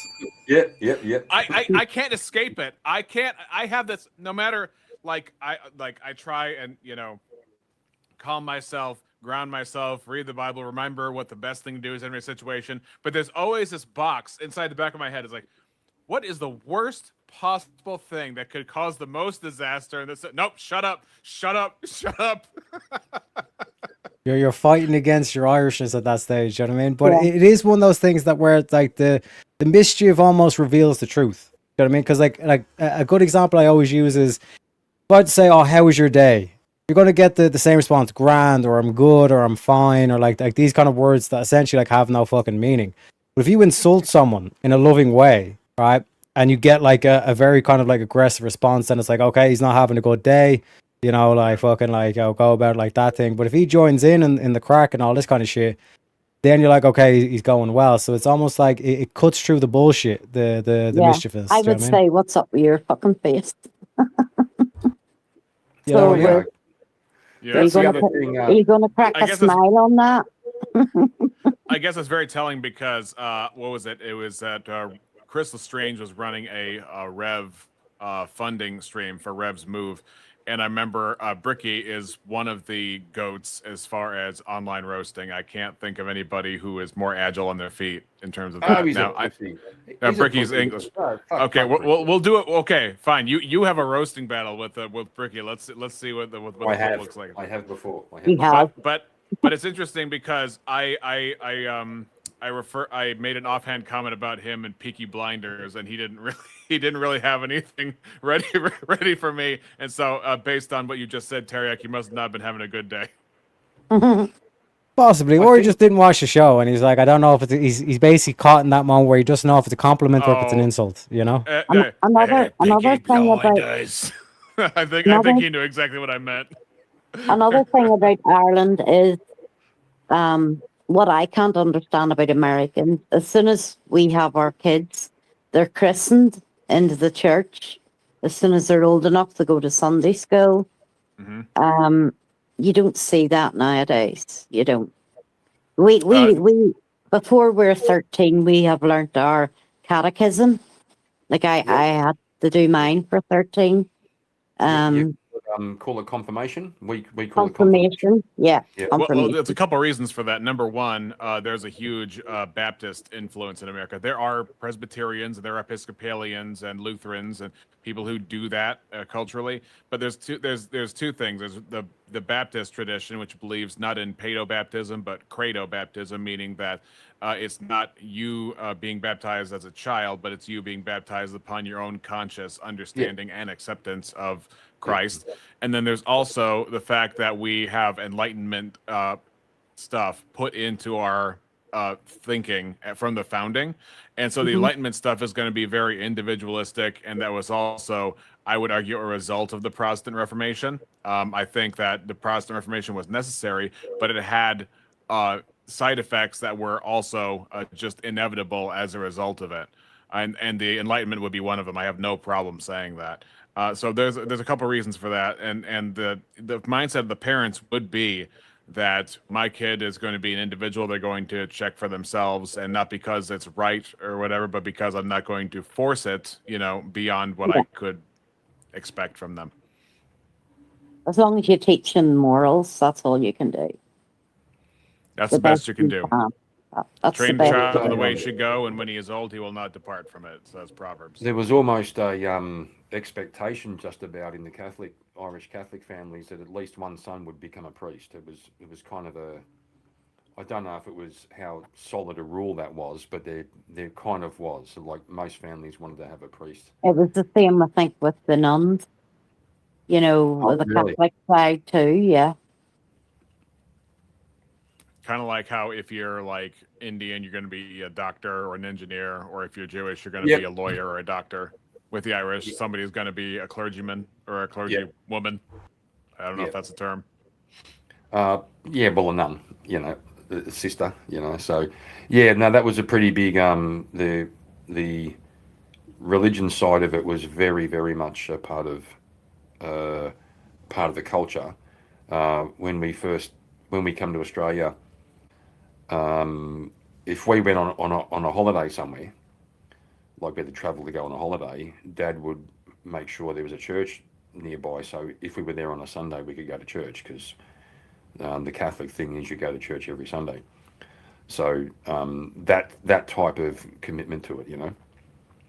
Yeah, and speaking of expectations and generations, I also wanted to compare and contrast Teriak being a younger guy, and then Shazzy Bear being less young as Teriak. Less young. Well said.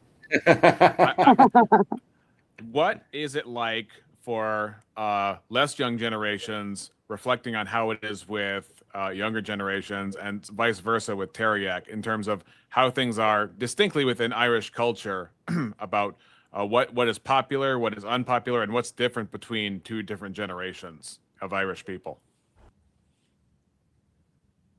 Like from my aspect, when I was like going through school, like for example, like the American equivalent would be like high school or middle school, kind of like that kind of section. Like that's when like the church was what's known as like the church scandal, like the whole like Catholic Church covering up the PDF and all this kind of shit.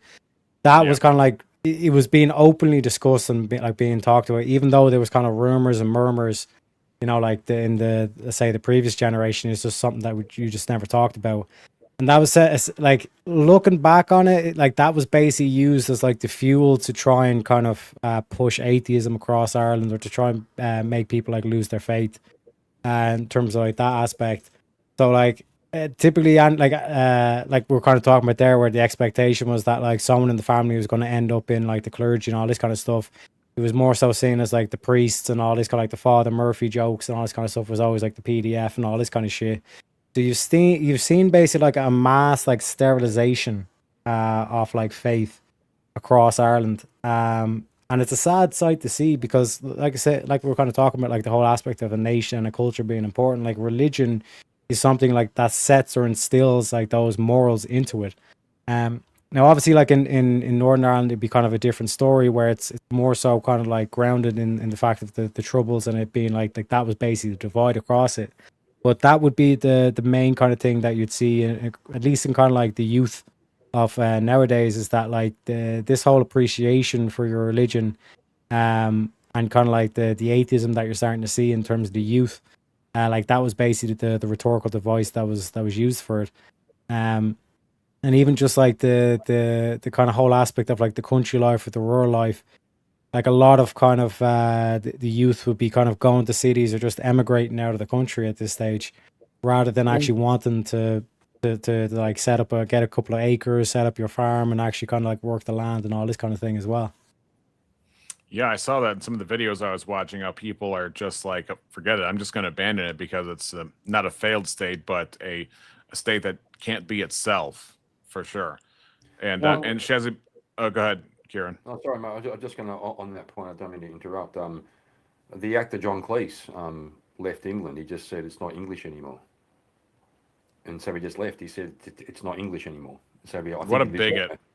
I know, right? So anyway, I just wanted to throw that in. Yeah. Yeah, go ahead, Shazzy. I watched all the Troubles, and I'm so glad to hear now, at 60, that the Troubles between Catholic and Protestant are over. Mm-hmm. That is a big thing for quite a lot of people. You know, you weren't allowed to play with Catholics or anything. That's how bad it was. I did have a boyfriend who was a Catholic, and I Lordy. actually was in love with him. And this was only a few years ago. I'd say maybe 16 years ago. And they found out he was Catholic, and he never came back. That was That's that like, over. That's how bad it. That's how bad it was. Yeah, that's terrible, Shazzy. That's like what you were saying before, re-examination. That if you said, you know, a white family didn't want their daughter to marry a black guy, that fits into a kind of a stereotype that you can imagine. You're But brought to up. imagine, Yeah. to imagine people who all look the same, but because of your upbringing, because of your religion, yeah, that's the determining point. So, like it used to be I for made example, sure I didn't bring my kids up like that because I had seen the mistake. yeah, my dad too. Well, you should have seen when I started. My first wife was English. I met her when I was 15 here in Australia. She had a T-shirt. We were into the punk scene, and she had a T-shirt that was made of a Union Jack flag on the front and the back. It was like a sleeveless T-shirt. So it's basically two flags, two Union Jacks. And I come home wearing it. Me dad, he's so funny. He had left all that behind, and he had friends who were English, and he had a couple who were a Protestant and Catholic married each other, an English woman who married an Irish guy. This was his friend group and my parents' friend group. But still the idea that I'm coming home wearing a Union Jack, just he had the kind of just. He said, "Well, I guess it could make a good doormat." Okay, so it's like, hold on, Dad. Have you seen the country you moved to? Have you looked at its flag lately? Yeah, the one that you said that we're going to be a part of now. You know, like and now you would have this big outrage. Like, come on. Yeah. No, he was cool. He was cool like that. Like I said, he was proud of his culture and history, but at the same time, the reason they left Ireland was because of the Troubles. Yeah. I asked Mum why we left, and she said because there was no place to raise kids at that time. So, and probably knowing myself, I probably would have grown up. I would have been one of the kids wearing a balaclava throwing rocks at armored cars. Yeah. Because my dad kind of instilled in me a kind of an ideology and also I just knew not to bring a Catholic home. That was it. Yeah. That was a no-no. Yeah, it's really crazy. A distinct part of it though is that it's like it's often said that like racism is part of Irish culture, and what I mean by that, it's like if I was to move, let's say, to the west of Ireland, I'd be considered a blow-in. I'd be considered like a foreigner essentially to the west of Ireland and all this kind of stuff. Do you know what I mean? Like for example, like even the particular counties, like all your Jew jokes, typically like the Jew jokes, like being cheap and all this kind of shit, like that'd be everybody from Cavan. Like Cavan was renowned as being like tight bastards. Like a typical thing that'd be said is like a Cavan man eats his dinner in a drawer. He'd be afraid that if someone was to call at the door, that they'd say, "Oh, I'd have to give him a bite to eat" and all this kind of stuff. Going back to Shazzy and Kieran saying being hospitable and all this kind of shit. Cavan people, like they'd eat their dinners in the drawers because as soon as the doorbell ring, close the door and be like, "Oh no, we don't eat dinner here." Essentially, like that would be the attitude there. You know what I mean? The Cavan man would bring his children to Santa's grave, so he'd have to avoid buying them presents each year. Or we would feed the 10,000 here. That's funny. I love that. That's hilarious. I remember. I can't remember what age I was, but I remember the moment that I realised that Irish jokes were racist, right? Because I love jokes and stuff. I was a bit of a clown when I was a kid, and I think it's part of how I. Well, it's no, you can't tell. I think it's kind of how I got through that early stages. I had to, do something. So. Isn't that how the Irish get through everything? Through sharpening their humor? Yeah. And I used to tell Irish jokes, and me and Dad would tell Irish jokes. You know, what do you call something? Did you hear about Paddy and Mick bought a set of water skis and then went looking for a lake with a slope, right? Stuff like this. So what do you call an Irish man hanging from the ceiling? Chandelier. Oh, chandelier. Yeah. Wait, what is that? What do you call an Irishman hanging from his ceiling? Chandelier. Yeah. Yeah. So we. Okay. Two gingers are in a car. Who's driving? The constable. Well, you see, so I would be telling all these jokes as a kid, and then I think what it was, I learned about Polish jokes in America. Like they had jokes like, what are the hey, missing mod. What do you call an Missing Irishman? mod. Raising up for the missing mod. 1,000 years, Pete. Pete, yeah. So we had I remember learning about the fact that Polish jokes in New York were racist. Like, what do the Poles do in New York? Well, they hold up the power lines, right? Or something like this. But I discovered that Irish jokes were actually, they were kind of derogatory. They were meant to make Irish people look stupid, make us all look like we're just drunk idiots. I'm afraid I'm not really breaking the stereotype. And no Irish need apply, all that stuff. Yeah, stuff like that. And then I thought, why am I telling Irish? Like, why am I being derogatory to myself? And then there was a TV show here called Hey Hey It's Saturday, and it used to be huge. Yeah, it was called Hey Hey It's Saturday Morning, and then they moved to the evening. It started as a kid show, and then it became an adult entertainment show. They'd have music, they'd have jokes, they brought comedians and shit. And they actually brought up the idea that instead of Irish jokes, let's create a country. And they called it Biddleonia. So they said a couple of Biddleonians walked into a bar, right? So, and that also struck me as they also recognised that the jokes were actually derogatory and they were meant to put Irish people down. I don't care now. Like, I couldn't give a shit now because I think with time. No, I like Irish jokes. Yeah, so do I. Like, perhaps back in the time when they were used that way. Sure, when you're being pressed off your land, when you're being banned from speaking your own language, and there's jokes about you being kind of stupid and drunk and silly, that might have been a thing. But now it's water off the duck's back. I'll tell any Irish joke you like because I think the time gap's been enough that it doesn't matter anymore. Right. And then part of it too, I think, would be if you can roast each other, you can also roast yourself. Yeah, well, Bill Burr actually, what Teriak was saying before about Irish comedians and stuff. You know the comedian Bill Burr? Of course. Yeah, Bostonian. Boston is a huge hub for Irish people, both originating from Ireland and just having ancestry from Ireland. And before Bill Burr got married, when he was like pretty based, and when he was hanging out with Patrice O'Neill and people like that, he told a story about he went to Ireland. He was doing a show in Ireland, and I forget what the opening was. He was going to tell a joke, or he was talking about something, and he said something the equivalent of, I forget what it was, but it was something like, my mum had cancer, and the whole Irish crowd just went, oh. Oh yeah, I remember that. I remember that. And he's like, screw you guys. Yeah, he's going, what the fuck, these people? They fucking right. Yeah. And it's one of the most. My dad does that. If I say something along those lines of something bad happened to me, like it's an opportunity to like jab at you. Yeah, and I think that's that's a something I've really enjoyed as I've been online for the last couple of years, especially interacting with Americans, because so many of them don't know how to take it, and sometimes I'll be on panel with another Australian and we're just going at each other, and or me and Bricky or whatever, or me and Teriak, and I notice some Americans are so polite and so kind of genuine that they don't understand what the fuck's going on, right?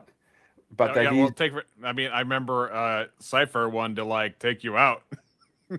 Oh, was that on that discussion over on Pages? Yeah. Yeah, AVG, right? AVG, yeah. There might have been a few beers involved that night. Yeah, I would say you really, without going into the details, I think you really pushed that envelope on that one. But I'm sure the Irish have no problem really pushing envelopes. I mean, Teriak, on your show, you like pushing envelopes all the time.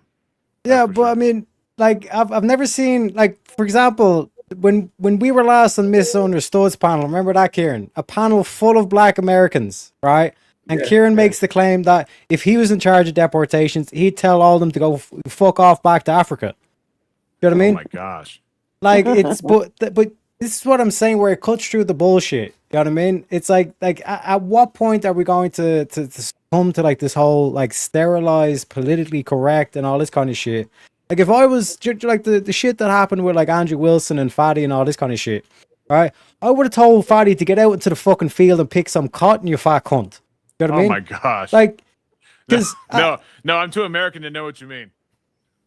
this is what I'm saying. We had that Teriak. We have it often on Verbal Combat with Tomahawk, right? He plays right into it. He comes on looking for his reparations, and then like he'll get voted off, and someone will go, "Is it because he's black?" Right? We jump into it. We enjoy it. He enjoys it. We have a great time, and so. Oh yeah, that's because we have a basis with Tomahawk. It's just the people we don't have a basis with. The part of me that's Americans, like, I don't have the social capital to use those kind of jokes, you know. So that's the consideration that the American part of me brings into account is, do I know this person well enough to get away with this kind of joke? Yeah, but yeah, I think the initiation process for Americans into the social group is a little bit different. It's been interesting. I've almost perceived almost like a bit of, would I say, guilt, or a bit of just this sort of, well, maybe it's just politeness.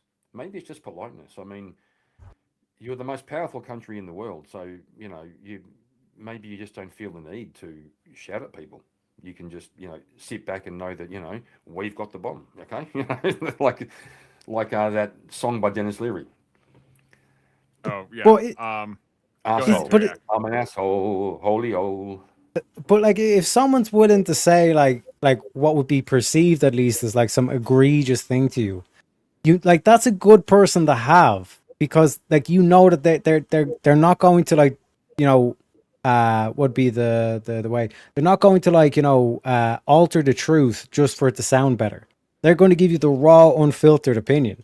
Whereas I think like this culture that we have, like the PC or like the nice guy kind of like culture, is that like we've now kind of said, well, it's more important to be nice than to actually tell the truth or to thing. And like, I think that's a kind of aspect in terms of like what I was saying earlier about the mischievousness, or like the say the most inappropriate thing, like where the mind goes there, because it's almost like you're basically signaling to the person's like if you fuck up, I'm going to be the first person to tell you, but also if you are actually succeeding, I'm also going to be the first person to tell you. I think it is true that Paul Washer, who's a preacher, once said, "Your best friend is the one who tells you the most truth." But if I'm telling you the truth from my perspective, I'm not going to be like, "Well, I'm going to color code who I'm going to send to which geographical spot." That would not be me telling you the truth. That'd be me like trying to jerk your, trying to pull your leg. So well, it is in a way. It is in a way, because that when you're talking about, for example, race and things like this, especially with people who are being a bit sensitive about it, sometimes I'll say those kind of things. It's to be provocative, but not in a malicious way. It's to entertain yourself. No, I found at times any important issue is going to have some heat to it, because people care a lot about it, and to get past that heat, sometimes you can stoke the fire. Everyone goes off a little bit. We all sort of let off steam, and the people who are really interested in the conversation will hang around afterwards. And when the dust settles, I've had full-on arguments with people, and we've gone at each other, and then when it calms down for the next hour, we have a great conversation. So there is some method in the madness, but it can be a fine line. It has a lot to do with tone and how you carry yourself with it, I'm sure. Sharon, I hear something in the distance. Is that you with a penny whistle? Where is Shazzy? She unmuted herself. I heard something. Oh well. Yeah. Oh well. So Teriak, when you reflect upon older generations and how my actual electric went out. Oh my God. Just one thing after another. If I disappear. I blame the English. I blame the English. That's how we do. Teriak, when you look at older generations and how they comport themselves in Ireland as opposed to younger generations, oh, she gone. Must have been the word older. What are your reflections on the differences between the older generation Irish and younger generation Irish? Where are the divides there and differences? And what are things that you think the older generation has right and things that you think the younger generation has right? I think the older generation are more wise. They're a bit more kind of get the terminology, but like they're like less trusting in a sense of where and this is kind of like I think across like we're starting to see like a lot of commonalities across the West with this, where the younger generation will just kind of like gobble up whatever the news tells them, whatever the politicians say. Oh well, they have no reason to lie. They'll always tell the truth and all this kind of stuff. Whereas the older generation, like they're a bit more kind of like not trusting of the government, not trusting of like the media and all this kind of shit, and also kind of like a bit more kind of like I'm trying to avoid the terminology of like wisdom or wise, because it's oftentimes like how do we kind of like They have actually define that experience. experience, but like there'd be plenty of like, let's say, young people, like they've done a lot of things, but they're still kind of like young in the tooth, like where it's very easy to kind of just like paint a certain narrative and oh yeah, like that's the prevailing theory, and like you can't be going against the prevailing theory and all this kind of shit. Whereas like the older generation have no issue telling you exactly what's on their mind. They've no issue telling you to go fuck yourself. You know what I mean? If you're talking a lot of bollocks and all this kind of shit. Whereas the younger generation is more focused on being like nice and going along to get along and all this kind of shit. Do you know what I mean? And just in terms of like history, like knowing like their history, knowing their ancestry and all this kind of stuff, like that's, like I said, like the only way I can really describe it is that it's just been like sterilized to the point where you don't have like the younger generation like that would have like their handful of jokes that they would have ready to whenever they meet a new person, or stories or things like that. It's kind of like this whole kind of like globalist kind of mindset and all this kind of thing is kind of like crept in, and you don't really have like that kind of solid base. Now I'm speaking generally here. I'm pretty sure if you go to like rural towns, there would be kind of like the youth that would be more in touch with their ancestry, their history, and like their culture and all this kind of stuff. But it's like that's been the whole kind of like vibe where it's like, you know, as we're kind of saying there, like the whole kind of like aspect of like Irish culture, just to say what's on your mind, to say it the way it is or the way you see it. It's kind of like frowned upon to be like that nowadays, and this whole aspect of like the new Ireland and all this kind of bollocks, rather than for the want to like to preserve like I was kind of saying, like that kind of like poetic soul, or that kind of you know, like Celtic kind of spirit, kind of, so to speak. And it is kind of like, especially with like the youth, it's like this kind of arrogance of, oh well, we know better than our elders because we have this technology now and all this kind of shit, rather than actually appreciating their elders and all this kind of thing, you know, or listening to. I'm not to stupid. the grandparents. I own an iPhone, like as if you invented the iPhone just because you bought it from the store. Exactly, and this whole aspect of, well, I've got an AI that'll tell me all these pieces of information that you don't know, and acting as though like you're the one that like is actually doing anything in that process, but all you're doing is just regurgitating whatever the phone tells you to say, which is the same thing with the news, which is the same thing with the politicians. You're just regurgitating. You don't actually have an opinion for yourself. Whereas if you go down to, you know, the rural towns, go walk into a public house, and it'll be out PJ in the corner, like he'll have his own fucking interpretation of what things are going on, and he'll be actually be able to critically think and at least give his own opinion on things. Whereas with the youth now, it's just basically sterilized. Like they don't really have any kind of wants or kind of like goals, or they're trying to live someone else's life. Whereas, you know, PJ in the rural town, like he might not be a fucking millionaire, but like at least he's living his own life on his own terms, you know? This is very odd because usually it's the younger generations that have all the energy, they have all the visions, they have all the ones that, that like usually the older people are like, life is what it is, and I'm not going to try and make it anything differently. And then the young people are idealistic and they have all this gusto and they want to fight and they want to establish things. And what you're telling me is it's pretty much almost the opposite in terms of like who has more gusto and who has more fight in them for a better future. And then the younger generations are now the conforming generations. Is that what you're getting at? Pretty much. And like that's why I'm kind of saying it doesn't seem to be anything distinct to Ireland in terms of that. It seems to be the common picture across the West now, where it's like the youth are just kind of placating to whatever the official narrative is and all this kind of stuff. Now the promising not to go black pill or nihilistic on this, is like you are starting to see a resurgence now. Especially in America and like across Europe and Africa, Australia and Canada, you're starting to see the same thing where the youth are now starting to kind of say, no, fuck yourselves. Like, we're not going along with this plot and we're not doing this feminisms. We're not doing this globalisms. We're not like trying to play the nice guy and all this kind of stuff as well. So that's where I think like you're probably going to see a return to like the more kind of traditional aspect, or just like the more kind of historical and cultural kind of like aspect of the nations, rather than trying to just placate to the masses.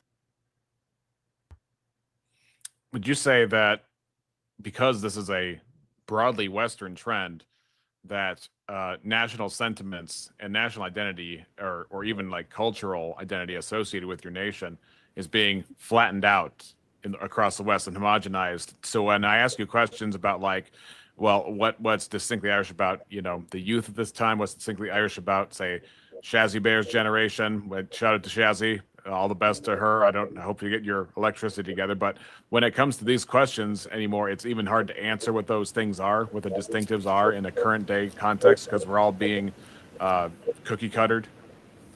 Well, yeah, 100%. And the probably the most frustrating thing about this is, right, and you've seen like Rob Noor actually has a video out where he's talking to what I'd call is like the boomer, the Irish boomer kind of like mentality. Whereas if you're to try and like come at it from like a nationalist like perspective and say like these are key things that are Irish and we need to fight for our nation, we need to fight for our culture and all this stuff, they'll say, oh well, you've just been influenced by the Yanks. You've been influenced by the Americans and you're just following Trump and all this kind of shit. Whereas they're the ones that are saying like, oh no, like you have to have feminism, you have to have all these globalist ideas, you have to have egalitarianism, you have to have all this kind of shit. You know what I mean? To the point where, like we kind of like we're pointing out earlier on with the Henry Novak thing and all this stuff, they're putting this globalism thing above their own culture. They're putting it above their own history and shit like that. Do you know what I mean? And that's like from, let's say, like 40 years of age, or maybe even like a bit above 40 all the way down, where it's like if you were to actually stick up for your nation, you'd just be accused of being a Yank. And it's like, no, like the thing that we'd share is this like nationalist identity that we want to preserve. And that'd be the kind of like the same kind of talking point in terms of what Trump would talk about, or the nationalists in America would talk about. But I wouldn't be saying, oh, like we need to have like, American culture, American ideals and all this kind of stuff. I want our Irish ideals, but it's that common thing of like that fight to preserve your nation, preserve your own culture. You know what I mean? Yeah, and that's why I want to ask also. Let's say that I arrived in Ireland and you wanted to show me some things that you might be worried in a few generations these things will be gone, like whether it's geography, whether it's nature, whether it is architecture and culture and art. What sorts of things are mainstays of Irish culture that are under threat, even just physically? So like the rural towns going into like the Gaeltacht regions are like they have been kind of deteriorating. Like Gaeltacht regions, just for the audience as well, is like specifically like areas in Ireland where it's like a rural village and they only speak Irish. Like they will not speak English to you under no circumstance whatsoever. So like that whole aspect, like the Irish language is dying out. And just like these rural towns as well, the whole kind of like immigration thing, like there'd be a town of, let's say, 10,000 people and they're putting 10,000 of these like foreigners in and basically trying to supplant it in terms of like the tradition specific to that region or the culture specific to that town, it's basically just being removed artificially through like this thing. Like even like smaller towns like 5,000 or even lower, they're putting in the same amount of like these like people from Nigeria, from the Middle East, and all this kind of shit. And you really have to like beg the question of like, well, what's going to happen to that area? What do you think is going to happen? Like, especially if you're putting in the same amount of like new people than you are with the people that have been there for decades, if not hundreds of years.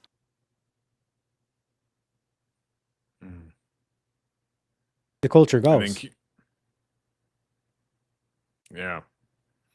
So you got the rural towns. Is there a lot of nature also being destroyed? But like that's a whole kind of like aspect to it. Shazzy, shout out to Shazzy. It is what it is. But like there would be, let's say, certain kind of organizations set up to try and preserve like the older kind of like, let's say, like castles, like from the time when we had kings and all this kind of stuff. There would be kind of like that aspect that's trying to be preserved and all this kind of stuff. But in terms of like the like I was kind of talking about, if I was to move to, let's say, a village in Sligo, I'd always be treated as an outsider or a blow-in, as they'd call me, and all this kind of stuff. Like this whole thing of like, oh, we're globalists now, and you can't treat me different just because I haven't been around here for like decades or whatever kind of thing, or I haven't married into the local families or whatever kind of thing. And like I said, in terms of like getting like that kind of like rural Irish experience, it is this whole thing of like where it's not profitable to be a farmer anymore. You know what I mean? Which drives all the young to either the cities or to emigrate.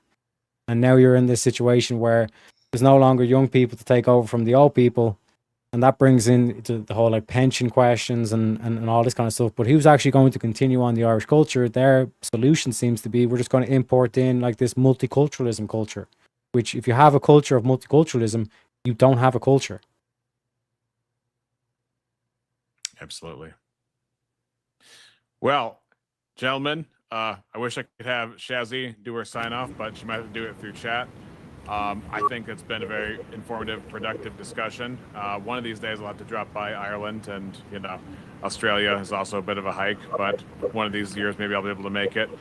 But I definitely very, shall I say, I hate to use the word proud because proud is a vice, but in the sense of pride of like enjoying the culture that my ancestors come from, I can do that without making any statements about anybody else's value or anything like that. But I definitely wanted to know more, and I still want to know more about Ireland in general. But I think that'll have to come through the experience of actually having flown there and spent a week there myself to see it. But do you guys have any parting words you would like to give us before we bring this to a close?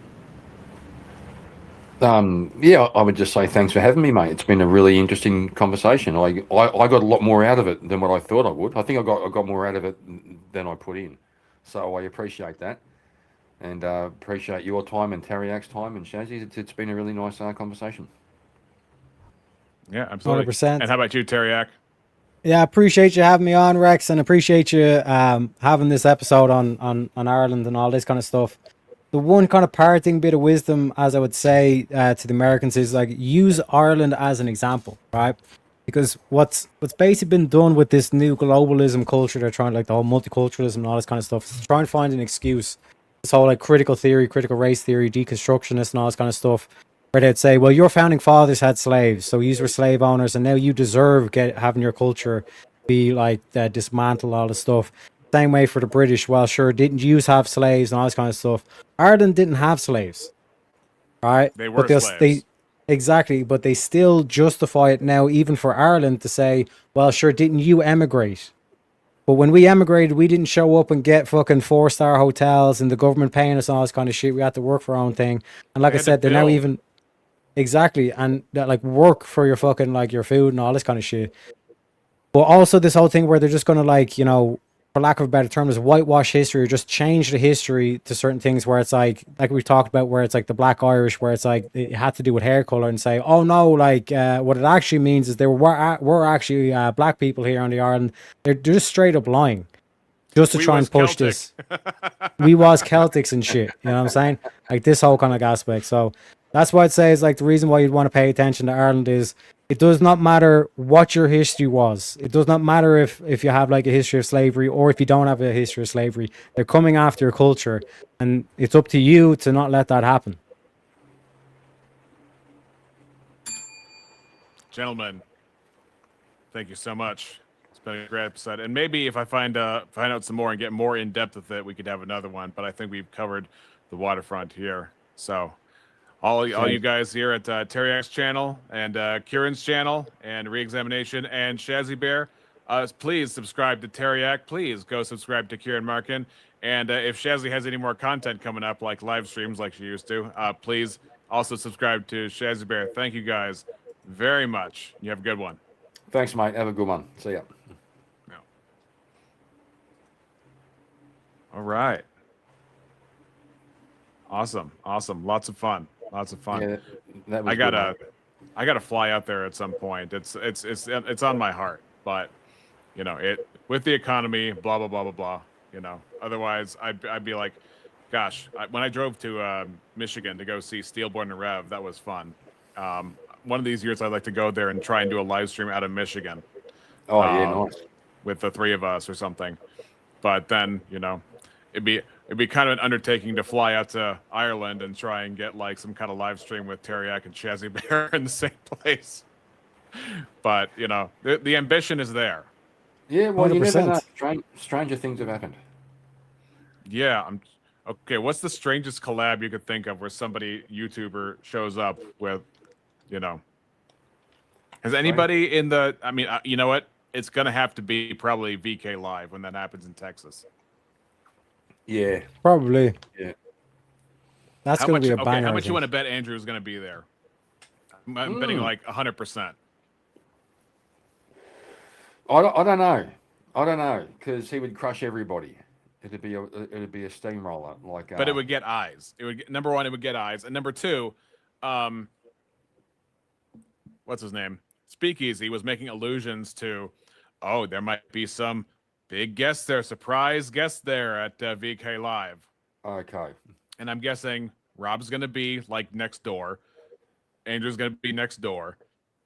I don't think Dinesh D'Souza is going to come over. but the guys who already know Speakeasy are probably going to be there. So yeah, I'd say it's a fair call. I briefly considered, me and the missus briefly considered a holiday to America. I'd love to visit, and just not right now though, but I briefly considered actually going over there for around that time, because that's also around the same time as DebateCon, isn't it? Would you? Well, yeah. If you go to Dallas on the weekend of July 24th, 25th, 26th, that's BK's 24th, and then 25th, 26th is DebateCon. I'm pretty sure. Yeah, so I thought it might have been fun to go and meet a whole bunch of people I interact with online, go and meet them in person, stuff like that. But I don't think I could do the live VK. 10 hours. It's free beer, and it's for like hours upon hours, like 1 in the afternoon till like 10 at night. And I'm thinking to myself, unless there's a drink ticket system, it's probably going to be an absolute disaster. Yeah, I just don't like. I've done the full length VK before. I've been there for 8 hours, you know, stuff like that. It's a long haul, and it is. When Speaking of long haul Nate is the reason I didn't win probably that one time. I was getting deep that one night, and then he spent the $100 to assassinate me. That sucks. I've had arguments with Speakeasy about that.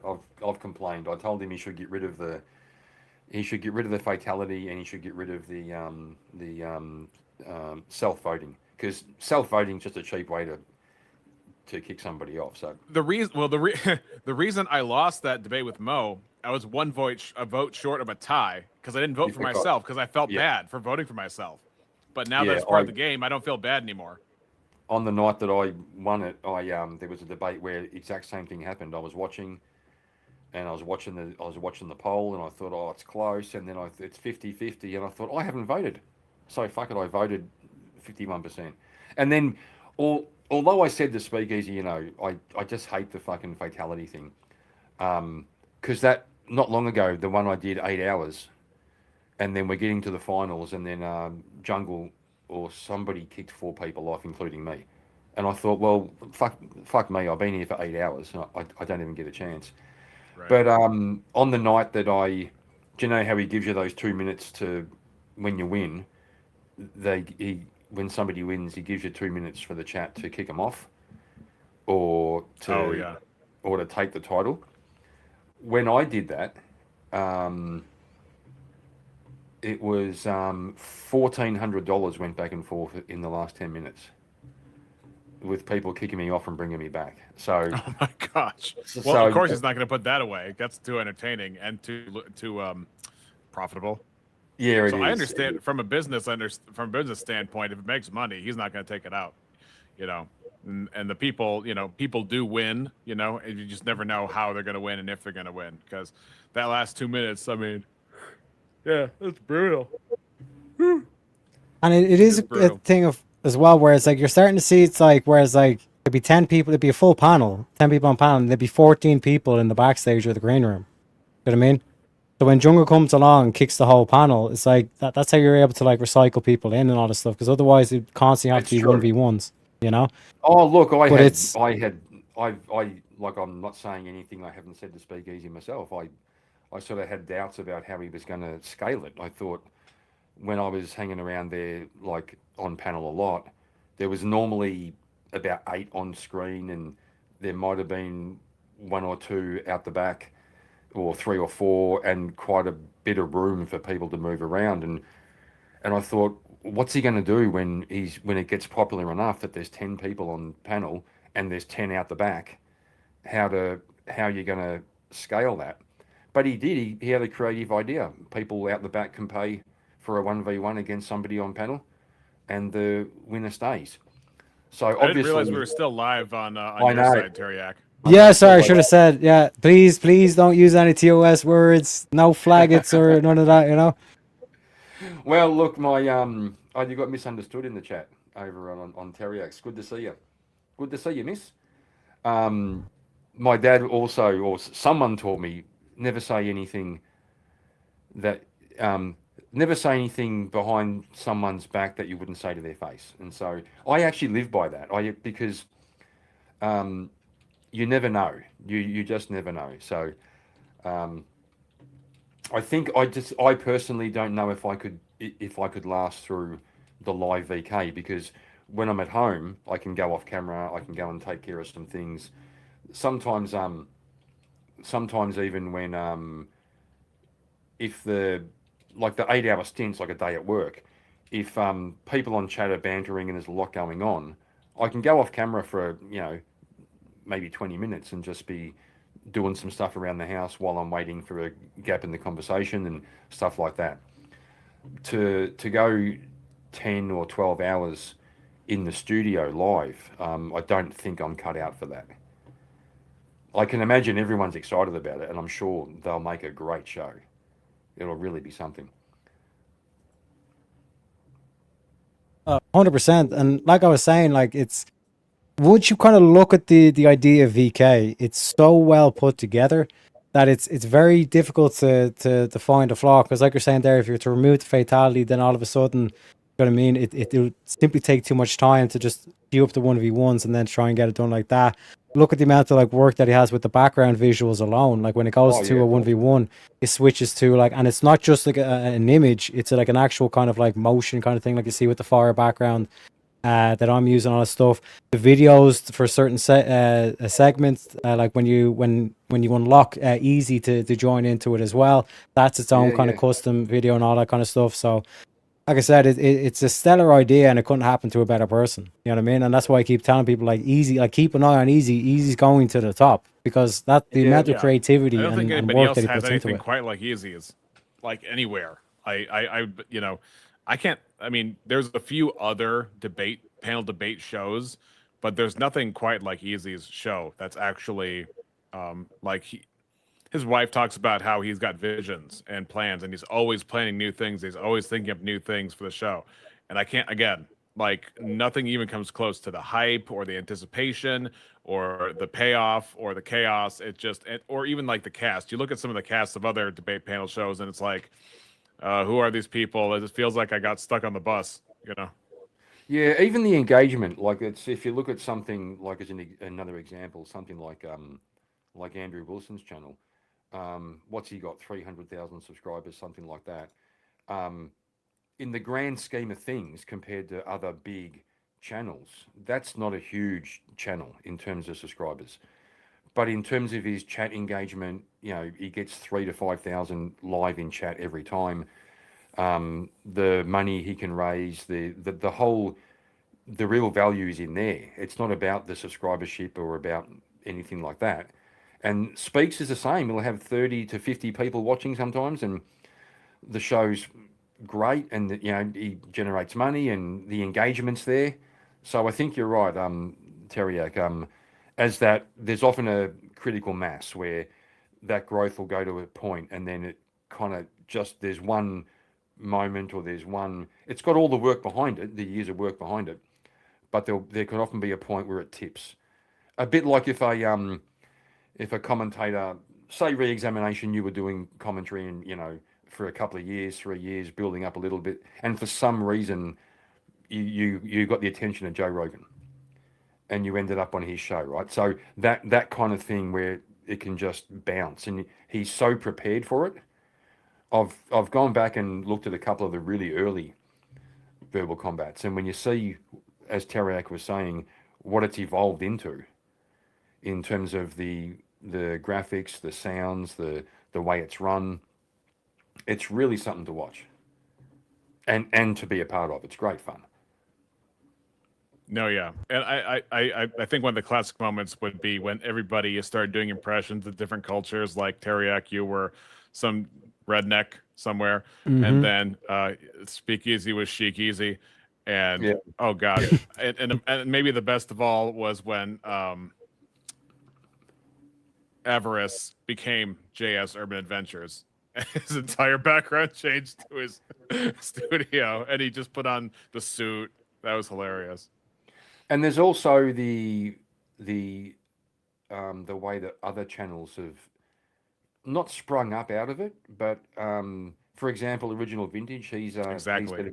He said if it wasn't for VK, he would never have thought about this kind of thing. I remember the very first time I joined the panel. I was shitting myself, but had a crack and jumped in, and then you grow in your confidence. So the word community gets kind of bandied around a lot, but I think in this case it's actually really true. And you can also see in the chat a lot of people are fond of each other, and they look out for each other and stuff like that. It's got it all. It's really got it all. Well, our circle is pretty much the Speakeasy circle. And anybody who comes into VK, it's a continuing network of networks that just seems to link to each other, and it's really growing. You got people from, I'm trying to figure out though, is there going to be an influx of people from the left who are going to come in? Because it's basically, except for say, people who go on Swords of Reason or people like Vigilante. I think he's one of the few guys on the left who comes on the show with any frequency. And so it'd be interesting to see how we can get more people from the left to come in on the show, because that would boost it even more. I think he's open to it. Like, he's been very open about that. But most, even Andrew has said this, like most right-wing commentators, just using that term broadly, have difficulty finding lefties who will engage with them. They just don't want to talk, and they with the identity politics, they take the moral high ground that if you're on the right, then you're evil, and I don't want to talk to you, which is a bit of a cop out, because normally with a little bit of probing, they can't hold up their own arguments. So I wouldn't expect too much of that. Because the other thing about verbal combat is it's not an echo chamber. Although you might say we are, broadly speaking, on the same page, there's a lot of diverse ideas in there, and people are prepared to lock horns and the energy of it is also part of the fun. So I think I wouldn't expect to see an influx of lefties.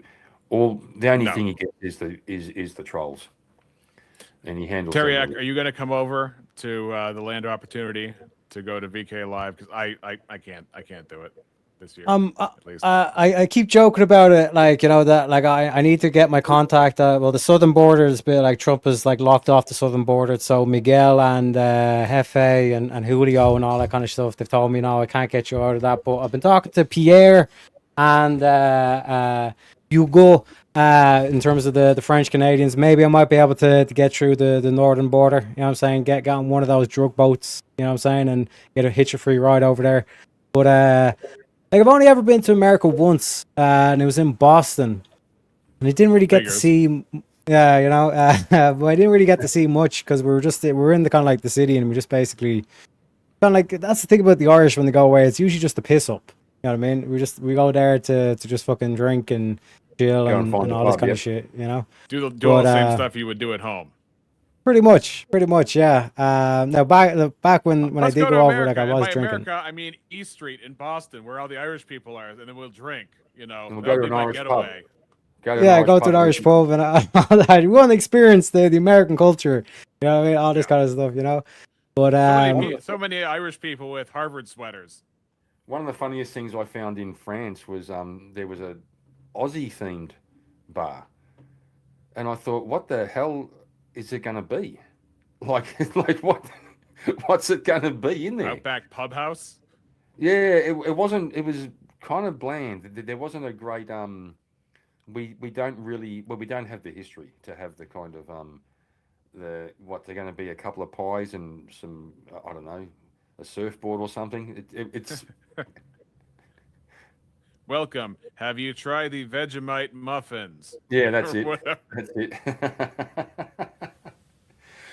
All right, I'm going to head off, boys. So I'm going to go and get something to eat.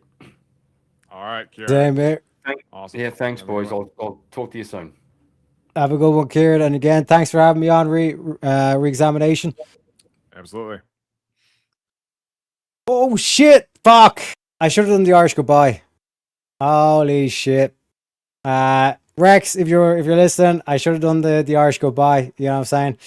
But again, like I said, let me know in chat what you thought of it. We have a couple of options. I can just open up the panel and let everybody chill out and all this kind of stuff. So one sec, actually, let me put in a poll before we do this. Wait, where's the widgets? So we're going to put in a poll. What next? Okay.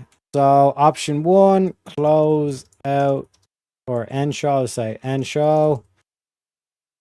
We'll say do a quick film room, or just review video, or we just open up the panel. It's up to you, chat. Let me know. So 1 to end the show, number 2 to review the video, like we do typically on Fridays, do a bit of film room, or number 3 to open up the panel. So get your votes in, ladies and gentlemen. Listen, hey, my man, yeah, Irish fail. It is what it is. That's why I keep telling y'all. Please be patient. My mom took the Tylenol, okay? But have a good one, Rex. Again, appreciate you having me on, especially talking about the Irish culture and all this kind of stuff, you know what I mean? Because in terms of like I said, like what they're doing to us should be a wake-up call across to America and all this kind of shit, like trying to seed ground and trying to say, oh yeah, well, like kowtow and say, oh yeah, like we have our like our founding fathers had slaves, ergo that justifies us fucking destroying our culture and all this kind of stuff. You have to fight back against that kind of shit. Wait, I have to start the poll as well. So we're going to go on a quick little griff break, ladies and gentlemen. So let me put the curtains up. It's up to you. Do we end it, or do you just want either to review videos or to open up the panel? It's entirely up to you. So while I'm going to the bathroom, taking a piss, refreshing drinks on and stuff, let me know in chat. I'll see you in a little bit. Enjoy the music, ladies and gentlemen.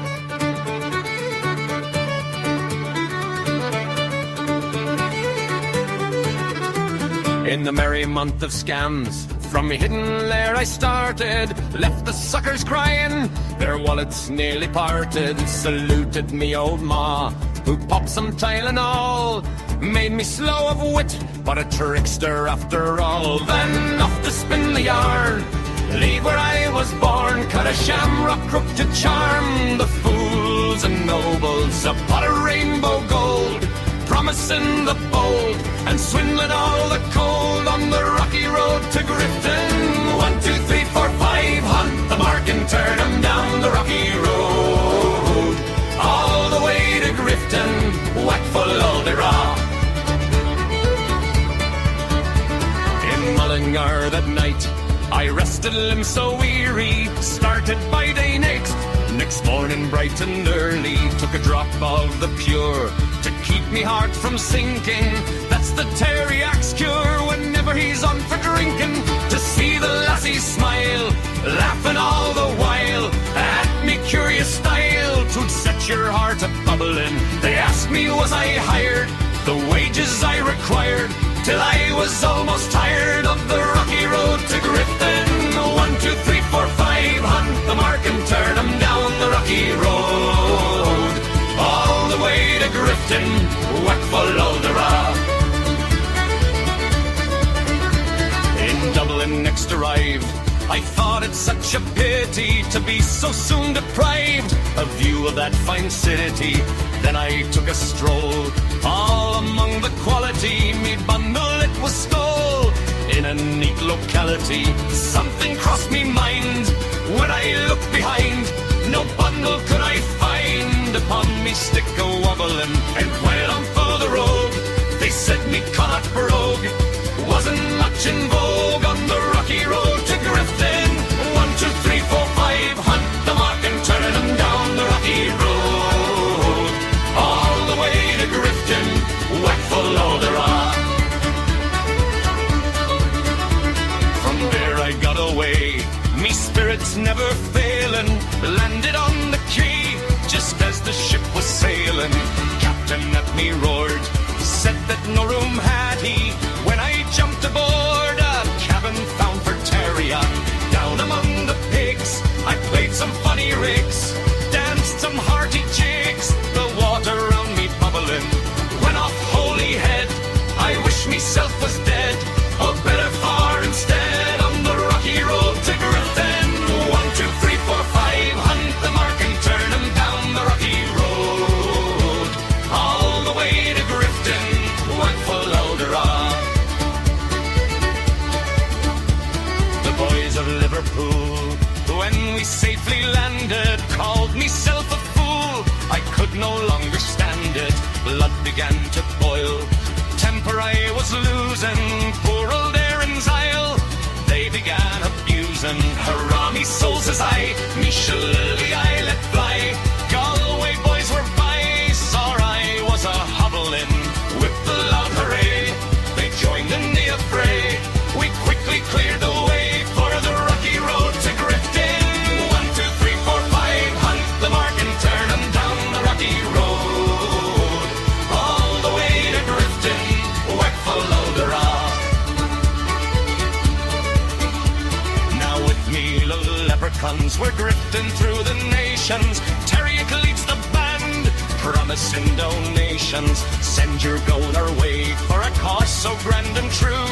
We'll charm your coins away and vanish in the blue. Me ma's Tylenol twist gave me wits to trick and tease. Retarded charm they say, but I bring 'em to their knees. Join the merry scam, donate quick and free, for the pot of gold's a sham on the rocky road to Grifton. 1, 2, 3, 4, 5, hunt the mark and turn 'em down the rocky road. All the way to Grifton, whack full of the raw.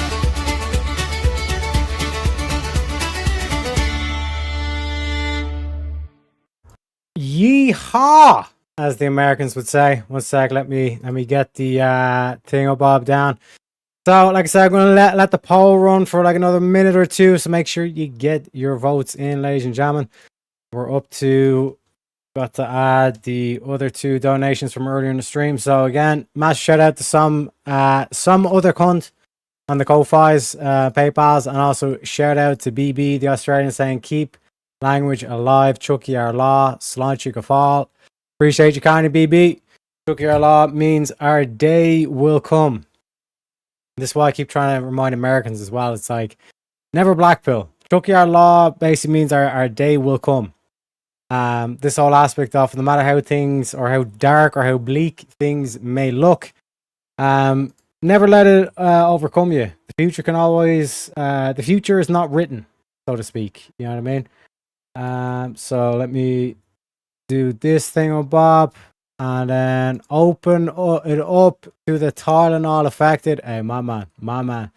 So 1 second, let me end the poll officially. So we stop the poll there. We have the winner is open panel, ladies and gentlemen. Only 2 votes. Only 2 motherfucking votes. How am I supposed to get feedback and engagement with only 2 votes? But it is what it is. Like I said, it's official. It's 100% official, ladies and gentlemen. So let me load up this into the into the chat box. Let me hide this thing up, Bob. And like I said, I'm going to go for another hour. If you just want to extend, make sure you start hitting goals. Otherwise, we will close out. Catch an early night, as they say.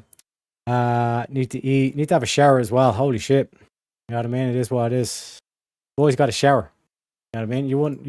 You wouldn't deny me a shower, ladies and gentlemen, would you? Well, it depends. If you get the donations rolling.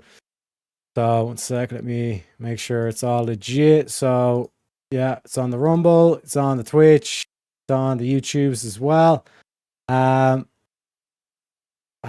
Make sure I got all this stuff as well, and then also give an like and subscribe to our boy Rex. Again, shout out to Rex for putting on the show.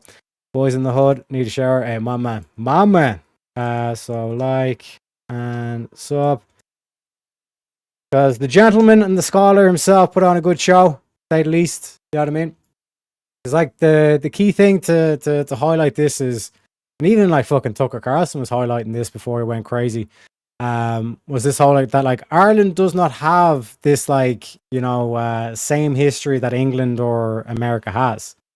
So they had to like completely rewrite the script for Ireland, because initially they were saying, well, you guys own slaves too, and we were like, bitch, where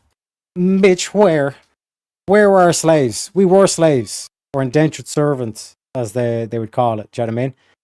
And again, like this whole thing of like what they got the native retarded Irish people to start saying as well, well, sure, didn't we emigrate to everywhere and all this shit? It's like, no, we were scattered to the 4 corners of the fucking planet by the British. And then even when we did show up, it was this whole aspect of surviving a 2-week fucking voyage where essentially the ship could go down, there was fucking disease and all this kind of shit on the ships. Then if we did make it, then it was literally you're working for your food. Not this whole thing of being set up in a 4-star hotel and fucking sure we'll pay you a bit of a wage there so you can go out fucking gallivanting and drinking and all this kind of shit. And like I said, this whole kind of disturbing thing where they're rewriting the history and saying, oh no, like this where they call certain clans like Dove, oh, like that means Black Irish. No, it doesn't. It's a complete rewriting of history. What it means is that you had black hair. And like the whole kind of aspect of that was that it's like you had some sort of like mix with the Romans. And like when you look at like when we say like Romans, it's like, okay, what does that actually mean? It basically means like Italy, Spain, France, like that's all like the Romance languages. Right? Like French, Italian, French, and Spanish are seen as like the Romance languages. Whereas German, English, like Scandinavia, Dutch, like they're all Germanic languages. You know what I mean? So that's what that was all about. But like I said, it's good to kind of like do like the deep dives into that and kind of give a bit broader picture in terms of like the actual like culture and kind of heritage to it and all this kind of thing. A lot of people, they don't understand like the difference between like Republic versus North. And even like from my own kind of like personal kind of like viewpoint off it as well, is this whole kind of like key thing of like even with like the Anglo-Saxons and like Celtic, the amalgamation between them, like you've seen like for example like with Scotland refusing their voting no in the referendum, become independent and all this kind of stuff. It does show that like both Celts and Anglo origins still get along as one country. And then even like I said in terms of like with the aspect of Ireland, because Ireland is basically Germanic at this stage. Like vast majority of people speak English. Obviously same thing in America. with Canada, you have like that whole kind of thing between the like the French aspects, like Quebec and all this kind of stuff. But broadly speaking, as well, Canadians are mostly Germanic. Same with obviously like the Germans, the Dutch, the Belgians, the Scandinavia, like that whole kind of like region. So, like I was kind of like saying, there needs to be kind of a, for lack of a better word, like an evolution take place where it's like we recognize, okay, we have similar histories, right? And recognizing that this whole thing of like the immigrant problem, if anything, there might be a silver lining to this. The Shazzy kept pointing out is like there could actually be now more than ever. There's more for reason or for like Ireland actually being a united Ireland. Like I was saying as well, does that mean that we unite and we join the UK, or do we unite and then still kowtow to the European Union? That's going to be the key question. And actually, if I can dig that up, Irish government, United Ireland, because this is another thing where this was just here in the last week, where now the government is starting to try and counteract a lot of the nationalist parties. What they're trying to do is they're trying to say, oh, well, we should be preparing for United Ireland, which is this whole thing of like, we'll kowtow to like whatever the key, what they view as key interests from the masses and all this kind of stuff. And try to like cut them off at the pass. Like where it's like, oh no, we're all for United Ireland and all this kind of stuff now as well, apparently. Now again, this is our Taoiseach. Just take a look at this dopey cunt. Right? This is a nice guy, and he talks like this, and he's a nice guy, and he's going to stick up for the Irish and all this kind of bollocks, right? Fine Gael as well. Fine Gael leader Simon Harris said the party would develop a blueprint for United Ireland for its Ardèche in November. You know, photograph Barbara Holmes. Can you believe it? Fine Gael will develop a blueprint for United Ireland by November. The Taoiseach has it. Well, sorry, he's not the Taoiseach, he's the Taoiseach. Taoiseach is the second minister. He's like the think of like a vice president. All right, and the Taoiseach is the like what would be the dude with the power. Our president is basically just more of a figurehead, more so than nothing else. Simon Harris said all political parties were duty bound to make a positive, credible contribution in preparations for unity. Harris made the remark as he delivered a speech at Fine Gael event to mark the centenary of the birth of Gareth Fitzgerald in UCD, that's the University College of Dublin, on Sunday. Harris said the country had to engage seriously, responsibly and respectfully with the future of this island in advance of the 30th anniversary of the 1998 Belfast Agreement, which came during his next tenure as Taoiseach. Right? So again, 30 years, it'd be 2028. So you can see when I keep talking about like 2030, the 2030 plan being a huge thing, there's going to be a shake-up in Europe and all this kind of stuff. Essentially what these cunts are doing is like laying the groundwork for these nationalist parties once they take over to actually have a united Ireland. We cannot be passive observers. This is genuinely how he talks. We cannot be passive observers change, nor can we approach questions on the future constitutional status of this island. So slogans sentimentally or simplistic assumptions as some other political parties on the island do, he says. If constitutional change is to happen, it must be prepared for carefully, honestly, and inclusively. Oh, you got to be inclusive. You know what I mean? And just to show you, I'm not like just like taking the piss out of the cunt and all this stuff. Like this is genuinely how this cunt talks. Like, let me load up a clip.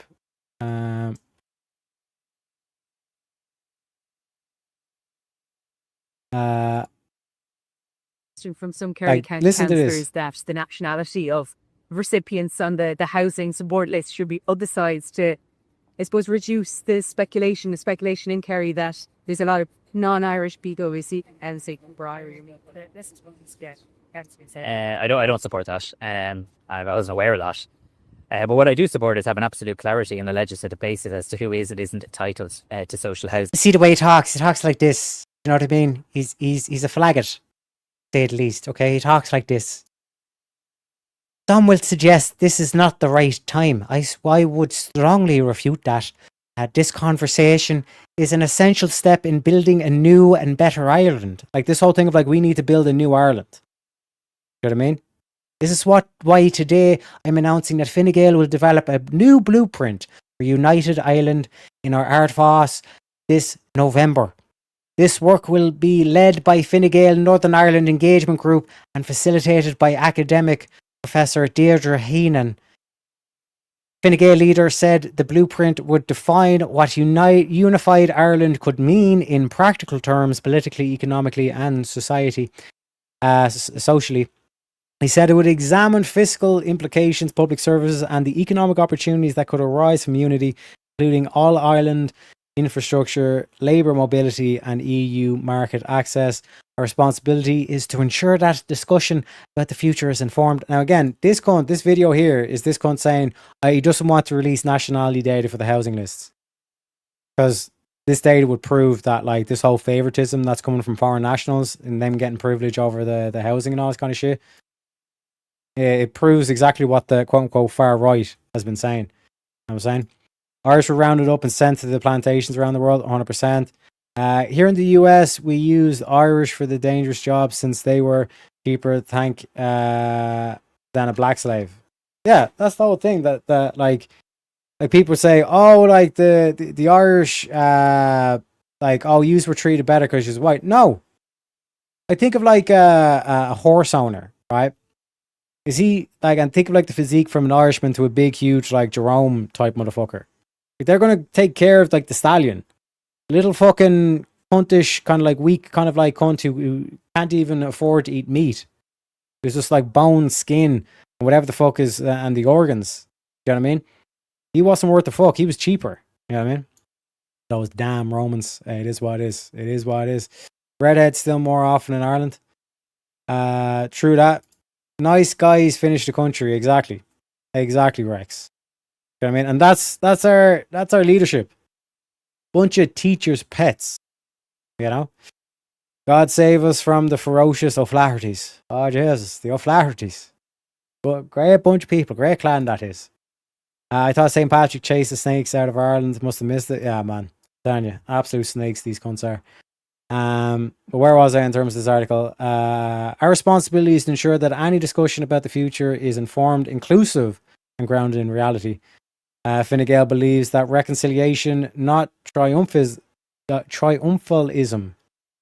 Like they're just making up words, and like just because it sounds like Trump. That's basically why they're using that word. And persuasion must come before politics, and that respect must be at the heart of every conversation. He described unity not as an event, but as a process requiring leadership, planning, and patience. Speaking on Sunday, Sinn Féin leader Mary Lou MacDonald responded to the Fine Gael plan, saying, "I'm glad to see that at last Taoiseach is acknowledging the need for preparation for Irish reunification. There is no doubt that work of preparation is now urgent," he said. MacDonald said, "The Taoiseach can put his money where his mouth is and show a seriousness of intent by supporting proposed legislation Sinn Féin will be bringing to the Dáil for debate before the summer recess." MacDonald said Sinn Féin's legislation will ask the government to produce a green paper on Irish reunification, convene an all-Ireland citizens' assembly, and to give oversight to the Oireachtas in carrying out this work. This needs to happen. And I would challenge Simon Harris now. He is acknowledging what we've been saying for a very, very long time. I would say to him, well, demonstrate your seriousness of intent and your good faith by supporting Sinn Féin legislation. MacDonald said she'll be introducing the legislation at first stage in the Dáil on Tuesday. And what day is it today? This was written a week ago. And I'm sorry, 5 days. 1, 2, 3, 4, 5. So yeah, it should be that. So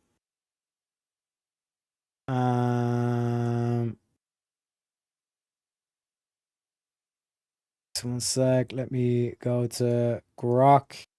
See if there's been any written on that. Mary Lou MacDonald They should be introducing legislation for United Ireland Tuesday. Talking about this wanker, he's a snake, 100%. 100%. Hi from US chat. Hey, appreciate you. Welcome in, sir. Welcome in. Morning, Abe. This is the best kind of content. Hey, I appreciate you, man. Appreciate you. Triumph was a victory ceremony in Rome after they conquered. What the fuck are they implying, though? People are fighting. What can I say, man? What can I say? But yeah, this is correct. On Tuesday, June 16th, 2026, Sinn Féin leader Mary Lou McDonald introduced the private members' bill in the Dáil Irish Parliament aimed at beginning structured planning for Irish unity and constitutional change. Now, again, this whole thing about constitutional change, when you look at our constitution, right? Irish Constitution.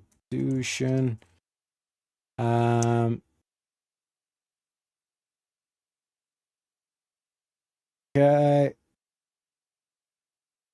Alright, where's the... Just give me the... Oh my god, man. Bunch of slop. Bunch of slop. Irish Constitution. Yep. Here we go. Right.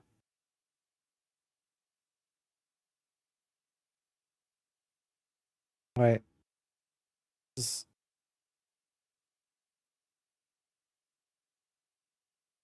The Constitution. Okay, here we go.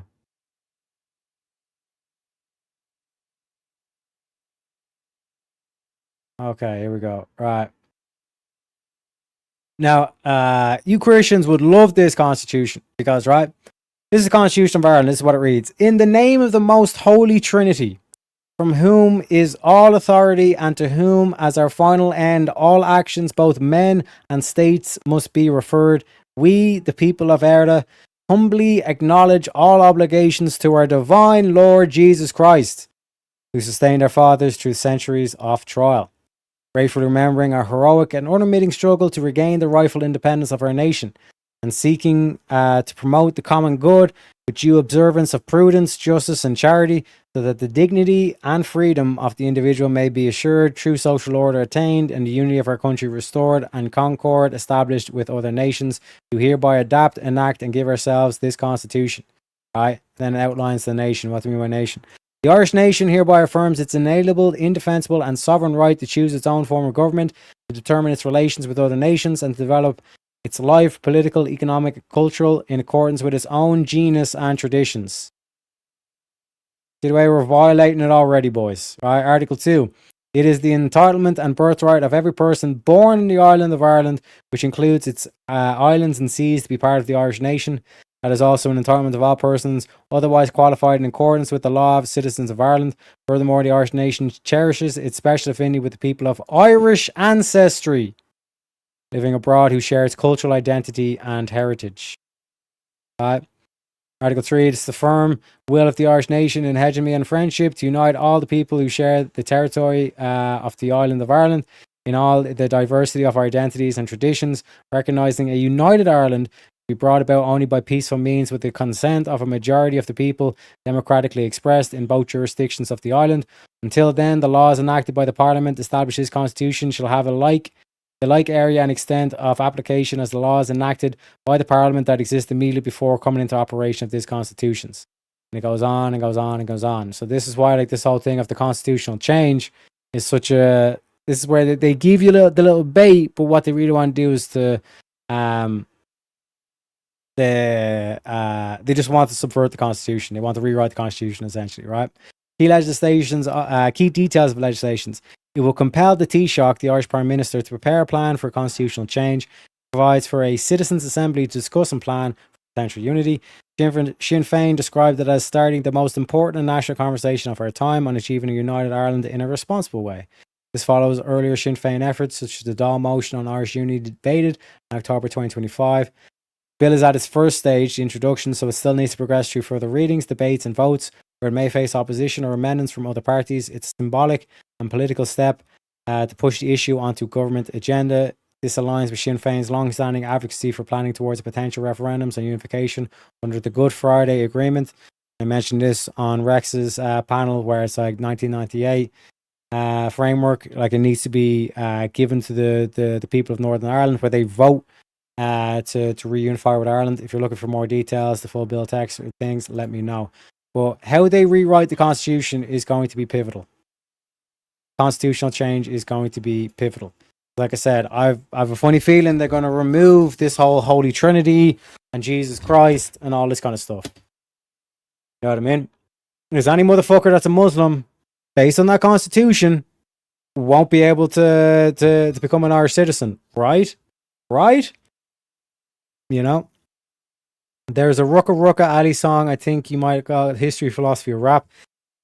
It does have a couple of N words and one F word. He's also in Immanuel Kant versus Ayn Rand, Plato versus Aristotle. Sounds very spicy. Morning Constitutional. My man. Huh, Jesus, but what about the important voters from elsewhere? Exactly. This is what I'm saying.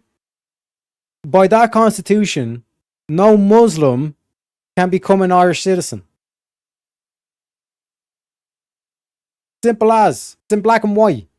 The most holy Trinity. Jesus Christ. You know? We need an Irish Navy. It's right there. And it's sad. It's so sad. I think it's like 22,000 total. One sec. How many total in Irish military, both active and reserve?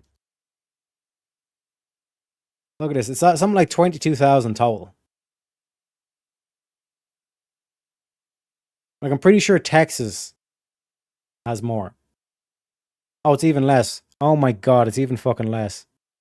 Where was I getting 22,000 from? It's not even 22,000. It's like, including the reserves. Including the fucking reserves. Like, there's about 7,767, right? That's active. And total, it's less than 10,000.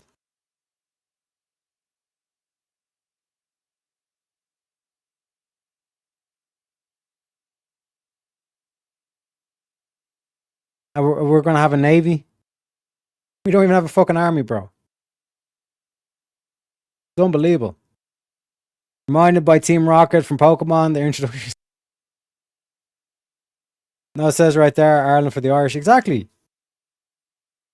But that's racist. That's discriminatory to say that. You know what I mean? It's absolutely crazy. Son of Man is a farmer who plants the good seed.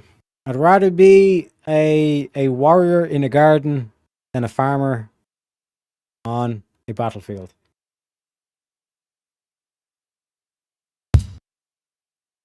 But I can keep trying to tell you, like, this is all part of the quote-unquote plan. This is all part of the final solution. You know? Save a PDF of that, something tells me it will change. Oh, bro. This is the thing. It's, like, so frustrating. Because, like, it literally, like, they talk out of both sides of their mouth. And, like, you call them on it, and then they'll literally look you point blank in the face and say, I never said that. And there'll literally be a clip of them saying that thing. You know what I mean? It makes no motherfucking sense. You know?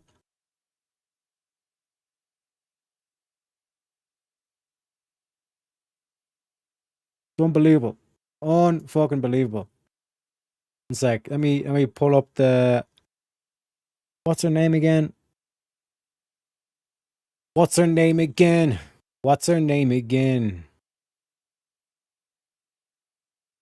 Mandy, I think it is. Yeah.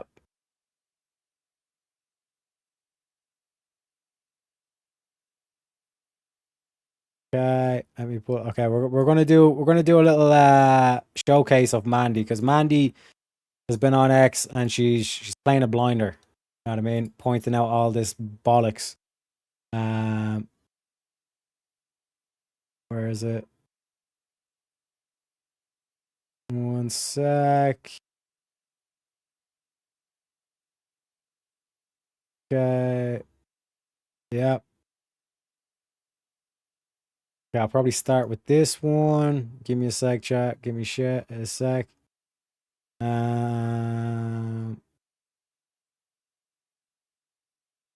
Yep, that one as well. And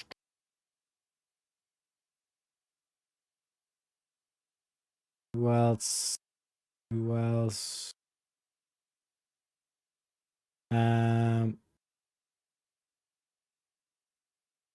There's another one. And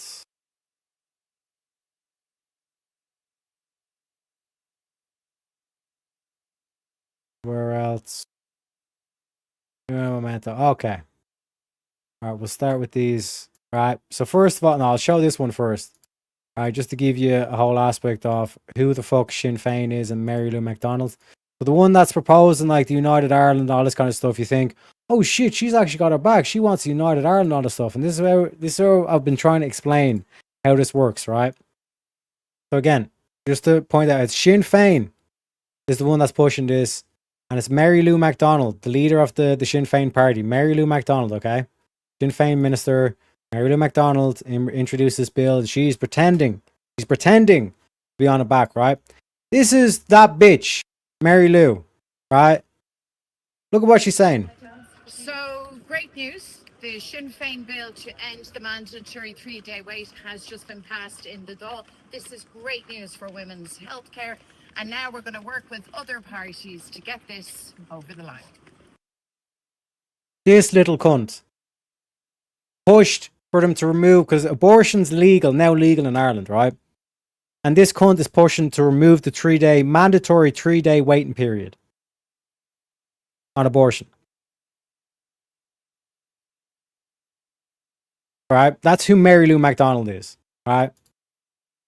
And even this whole thing of like Irish for the Irish and United Ireland, all this kind of stuff, this is who Sinn Féin is. They support refugees. Look at them with all their signs. Refugees welcome, refugees welcome, refugees welcome. A lot of them. But they want to push for a United Ireland.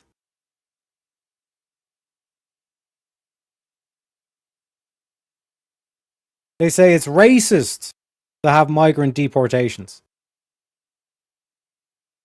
But they're pushing for a United Ireland. And also a constitutional change. You know what I mean? And again, shout out to Mandy Gall. If any of you are on X, give her a like, sub, a follow, all this kind of stuff. Buy her coffee. Doing tremendous work. Alright? And this is our government, bro.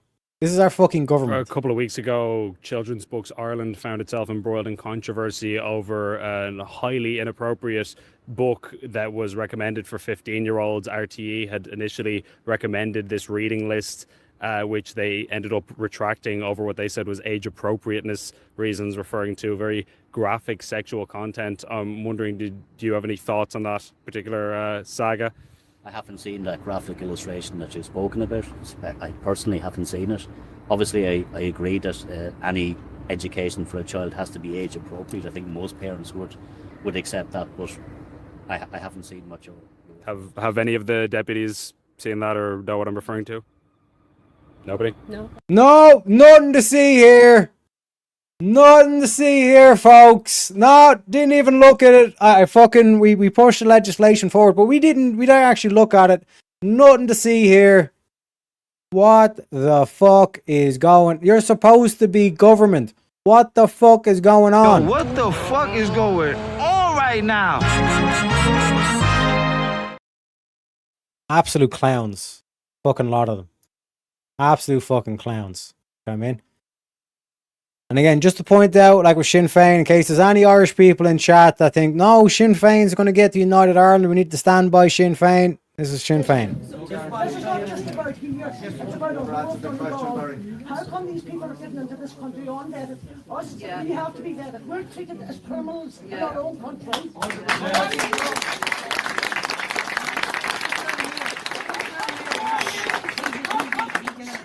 How come it's all males? Jeez, not no Ask this man here. Sinn Féin support open borders. You completely support open borders. Sinn Féin support open borders. If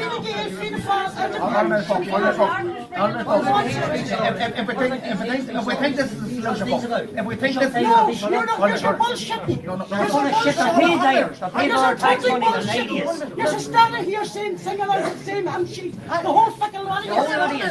You're I just know. standing here I and know. the whole consumption. I've elected I told you to stand there and talk to me like that. You sit there and have a bit of manners and listen. You sit there and have a bit of manners on you. Fucking right. That's where we're at in Ireland. Do you know what I mean? It's, oh man. Like, imagine if Kamala Harris had won the election. And now imagine a situation worse than that. That's what Ireland's in at the moment. Do you know what I mean? And like, he's what, and like me even talking about this now, I'm putting fucking, I'm putting a fucking crosshair on my own fucking head. Do you know what I mean? Because Sinn Féin came from the IRA. Do you know what I mean? So, if you're fucking at this stage, I'd probably welcome the bullet, you know? Isn't Poland doing the barbed wire, still guarding the border? Need that? 100%. Yeah, but see, the Polish government still has this thing called common sense. Polish government aren't going along with the globalisms. You know what I mean? So right, like, I think it was like C19 or whatever, like, that's when they tried to do the whole through the whole chaos and all this kind of shit, tried to like flood in Poland and all this kind of shit. And the Polish government, fair play to them, they mobilized their army and put their army and the reserves all around like these borders to make sure that these illegal immigrants can't actually cross the border. You know what I mean? So be like Poland, comrades, okay? Be like Poland. Zero illegal immigrants, okay? But as we've seen, even the quote-unquote legal refugees, and again, if you missed it on Rex's panel, I'll play it again, right? This is where it's like don't kowtow to the left where they say, oh, I agree with you. We need to get rid of the illegals. Like, not just the fucking illegals. Because this cunt, one sec. This cunt is a legal refugee. This cunt is a legal refugee, folks. Listen to this shit. Okay, so you're fleeing war. Excuse me? Are you fleeing war? Yeah, prosecution. Prosecution? Yeah. Where? Nigeria. There's war in Nigeria? No, it's a sexuality thing. Sexuality? Yeah. Sorry, I don't understand. Where I come from, if you are bisexual or homosexual, you get killed. So you're gay? Yeah, you have to take off. Yes. Okay. So you're gay? Yeah, I'm gay. And how are you finding Letterkenny? Are you settling in well? Oh, lovely. Okay. Are you working? Not yet, still looking for. Okay. And where are you staying? It's just beside the McGettigans over there. And all paid for? All sorted by the government? Government, yes. Great government. Oh, fantastic. This is the land of Tien and Og. See, I wouldn't, like, this is where I'm at. I literally just would have went straight into, Why are you gay? you know what I mean? Like, I wouldn't help myself in terms of that. But that's why, again, credit to this reporter for being able to extract out. Because, again, bear in mind, this dude is gay. Right? He's fleeing. He's in fear of his safety. He's a homosexual. Okay? So, like, that's why he's here. He's a legal refugee because he's a gay man who's fleeing political persecution. 1,000 welcomes. Yes, Kukulin said come and we're here. And you're out on a Saturday night? Oh, but of course, we're going to have fun out there. You're happy in Ireland? This is airing. And have you got family at home? Oh, yes, I do. So what have you got at home? My wife and 2 kids, 2 sons. I'm not gay no more. I am delivered. I don't like men no more. Brothers and sisters, it's a miracle. It's a miracle, brothers and sisters. In the space of 30 seconds, this young man has converted from homosexuality to heterosexuality, and he already has a wife and kids back home in Nigeria.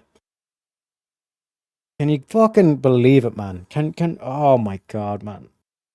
We're taking the land of milk and honey. That's the way this country's. There, big, huge smile on his face. Oh, of course. course, this is Tiernan Og. This is the land of milk and honey. You know what I mean? I get free shit. Unbelievable. I thought weasels and snakes didn't get along. Man. Hungry too. They were fined millions a year for refusing. 100%. Yep, that's what I saw. Me and the girl was a hand or weak man. Not just because it's a girl's man could do the same. I don't know, man. Why were you prosecuted again? Oh, for bringing your family. Like, can you believe this shit? Can you believe this shit, folks? But this is where, like I said, like me is the crafty little leprechaun. I'm like, there's something up here. Because like this is like, and Andrew talks about this a lot as well. Never attribute to malice, which can be attributed to ignorance. Okay. That like these people aren't actually being sinister. They're just too retarded to understand what they're like the contradictions and all this kind of stuff. Right. But I spend a lot of time thinking about this. There's no fucking way that these politicians are this retarded. There's no way. You cannot convince me that these politicians are this fucking retarded. There's something up here. 2 + 2 not equaling 4 here. You know? So what's the actual plan? What's actually going on here? Right? And this is what I keep trying to tell people. And I get called a Nazi. I get called all sorts of names for this. But like I said, I'm letting you know. Right? Because this is basically, if you want to know what the solution is to all the stuff. And again, we heard it from the Sinn Féin video where you had to like the meeting with the locals. And the locals are trying to say is like, why the fuck are you flooding our communities with vast amounts of migrants already? Like, this is before the migration pact takes effect. To where like Brussels will now determine how many migrants and how many refugees and all this kind of shit Ireland will be forced to take. And again, it wasn't a necessity. It wasn't mandatory for Ireland to sign this EU migration pact. We weren't in one of the quote-unquote danger zones. Right? Like, for example, like we talk about Poland, we talk about Hungary. They were mandated to sign that, and they still refused. And they said, you can fine us all you want, we're not going to fucking take it. Right? But Ireland, it wasn't mandatory. But our government still signed it over. They still signed over our sovereignty. So now Brussels dictates how much refugees, how much migrants we are now forced to take. We have no say in it anymore. Right? And as we heard in the Sinn Féin video from the woman, why is it all males? Where are the women and children? Why is it all fighting age military men? And I've shown this video multiple times in this channel. I'll show it again because, like I keep saying, I'm fucking welcoming the bullet at this stage. Because holy fucking shit. Alright. This is a wee little lad by the name, well, not a wee lad, a big lad by the name of James Conway. Right? So anybody who wants to understand, like, why are these politicians, like anybody who's cracked the same code that I have in terms of like, you cannot be this retarded. Like, this has to be malice. This cannot be ignorance, right? Like, empathy can only get you so far. When you're seeing like fucking videos of attempted beheadings, when you're reading about the rape gang inquiry in fucking Britain, right?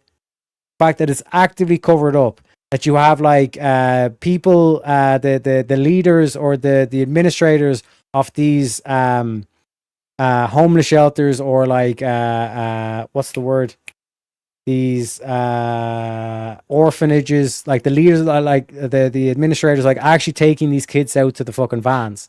You know what I mean? When you have police returning them back to the fucking rapists, when you have police nights, when you have police actively engaging in these activities, when you have like these victims going to the police and not being believed, and then we find out through the rape gang inquiry that it was actively covered up by politicians and by the administrators and all this kind of shit, right? What's actually going on here? What the fuck is going on? Because this is not ignorance. This is malice. What's actually going on? I've shown this video before. Let's view it again, ladies and gentlemen. Hello, everyone. It is Sunday, the 31st of August, and we are about to enter a very, very frightening period. And I says I would do this video to try and, I suppose, not even waking up because it's too late to waking up now, but to congratulate a certain group on a tremendous victory. And yeah, we'll see where the cards fall. So I'm going to give you a good little video now on what I have come to know, what they might refer to as hidden. So the first thing is, in the 90s, you would have heard a statement, the nerds will inherit the earth. Now, you all thought that was some guy who had his trousers pulled up under his arms and a pair of funny glasses, kind of was pulling out of an inhaler, and he read too many books and all that. Well, that wasn't a nerd. Nerd was N-E-R-D, which is Nazis, eugenicists, racists, and deindustrialists. That's what the anagram stood for. So I'll take you back to World War II. It was before World War II that this was initiated, but that's for me to know and ye to find out. But what ye would be told in school in relation to World War II is that Germany, the Nazi party, lost that war. That is ludicrous. And again, just to point out that I've been consistent on this for quite some fucking time. Right? Fuck, what was the oh yeah. Anybody who's followed me long enough, like I said, there's a trail of this across my channel, and I've done so intentionally, right? Right, so just to give you guys a little hint in terms of like what actually went on after World War II and all this kind of shit. This was from 11 months ago. We're coming up to the anniversary of this video. I probably had this debate like probably a year ago at this stage, right? But this is what, like, when we talk about like the deep state in America and all this kind of shit. And again, I'm not having to go with Americans. You know what I mean? Like I keep saying, America's greatest country, all this kind of shit.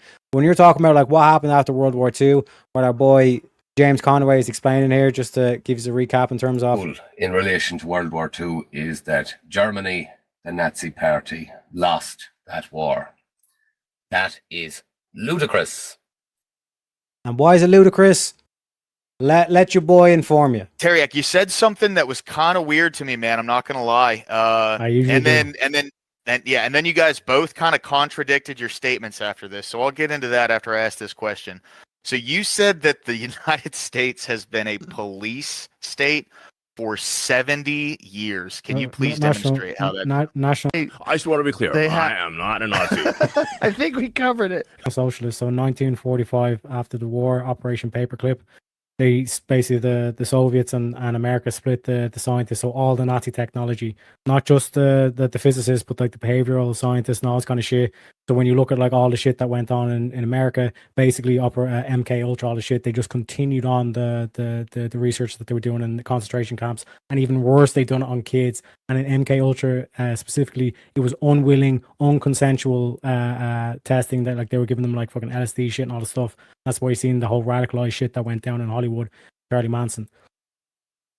Follow on from that, in 1947, after they finished importing in all the I don't know if I can use the word, but Yahtzee scientists and the intellect and all the shit, essentially the National Securities Act gets passed, which, funnily enough, changes the Department of War to the Department of Defense. A nice little propaganda switch there, which should tell you exactly who you're dealing with.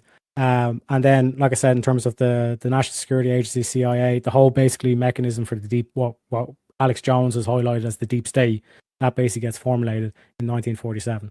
And since then, you've basically been ruled by a national socialist policy, because even as a modern day national socialist, if I was a Yahtzee, America's the perfect government, because all I have to do is, as soon as it gets down to the two final candidates, I buy them both off. And I have my nationalist policies if I want the Republican in, and I have my socialist policies if I want my Democrat in. This looks a lot like Nazi shit, and we really should find out where the Horton brothers are. Now, this video is from a year ago. All right, let's go back to our boy James Conway. They did not lose the war. Far before the war started, and during the war, the greatest minds of the Nazi side were being recruited by the American military to be brought to America after the war. Some of the figureheads who would not have been the intelligentsia, but they were willing to follow the orders, were transported to Argentina during the war. In all essence, the Nazis didn't lose the war. They simply moved. And a lot of them didn't move. A lot of them were based in America all through the war and during the war. And you can look all of that up if you want to. Personally, it doesn't bother me. But Nazism and eugenics go hand in hand. And what has occurred in the past 10 to 20 years especially can only be described two ways, depending on how you look at it. Evil or beautiful, depending on how you look at it. But what it does is it assures a sequence of events where a class of white Western people will continue to lord over society for the future. Mightn't look like that at the moment, but that's the end point. So, religion. There are three main religions now in the Western world. Judaism, which will be the religion of those who run things. Christendom, which will be the religion of those kind of in the middle class. And then Islam, which will be the religion of the kind of useful workers, do what they're told when they're told, cause havoc when necessary. These three religions will come under the one umbrella after the event. Yeah, so Judaism, the premise of Judaism is that they are God's chosen people, that the rest of humanity is a slave class under them, and that they will be at the top and they will accumulate the vast majority of the wealth, and they will have a slave class to provide for them, which is actually pretty bang on what's going on at the moment. Christendom is where you get to heaven by, oh, how would you say it, being a nice guy, you know, do what you're told when you're told, work hard, don't raise too many eyebrows, all the rest of it, and you will get to heaven one day. Islam is a little bit different. Islam is not only can you be a nice guy, but you must act to guarantee your entry to the next realm. You must act in a jihadi fashion. So you can see how they're about to be used. But anyways, you're all probably wondering about this mass migration to Europe. So this is for all the lefties that are watching, because I actually don't hate you. I feel really sorry for you. I think you are entirely the victims of eugenics. So what has happened with this mass migration is there's an introduction of a new race to raise tensions. There'll be a little bit of an aggro between the native population and the newcoming population. This whole thing of like, we're literally witnessing beheadings on the streets or attempted beheadings on the streets, but our politicians are more concerned with the backlash that would happen against Sikhs, or the backlash that would happen against Muslims, all this kind of shit, right? To rise tensions. So what you see in Belfast, all this kind of shit, right? They're deliberately stoking the flame, so to speak, because as Jiraiya was saying, the European Union is basically a bunch of commies. Or so they would have you believe. You know what I mean? And the enemy is always Nazis. The enemy is always the far right. The enemy is always the National Socialists. But here's the kicker for it. Conscription. So, conscription across Europe for the European army will start with the native population. And again, this is because, and the Democrats will all tell you this, same way as the Europeans and all this kind of stuff, the Eurocrats, as we call them. They'll all say, our greatest enemy is Russia. Russia, Russia, Russia. And as you're starting to see with the conflict in terms of Ukraine and Russia right now, Ukraine's just like blowing shit up in Moscow. And they're flying shit over like NATO allies' airspace to try and get to Moscow and all this kind of shit. Which would mean that Russia would then strike a NATO nation, potentially dragging America into it and all this kind of stuff. But there's a far greater plot with this whole thing of like pushing or trying to amp up Russia as this great enemy. This is to rise tensions. Now, the bit that they're not mentioning, but is very easily provable. If you have shown any right-wing thinking, you will not be conscripted. They will not conscript you under the guise that they will say it could be troublesome to have someone with a right-wing ideology in the army. The truth of the matter is, this is a cull. Okay? It'll be troublesome to have someone who's far right or a Nazi or whatever, like actually in there, because they could defect. Now, a video again, quite a while back, one of literally the first NorPrep debate. Who was it? Who's that? That's your boy. It's your boy Teriak. And what was the prompt?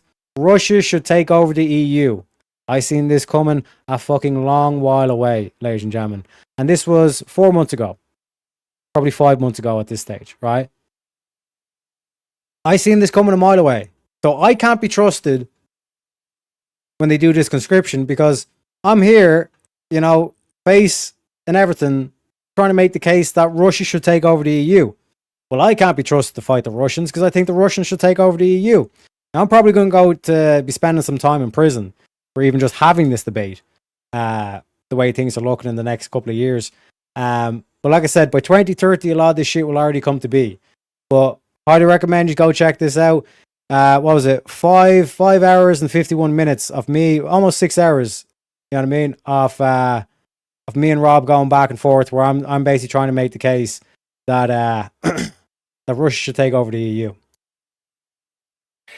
So all of the remaining lefties who have little boys and girls coming around 16 to 18 years of age, your ideology is going to guarantee that your child lands to the front line in the first wave.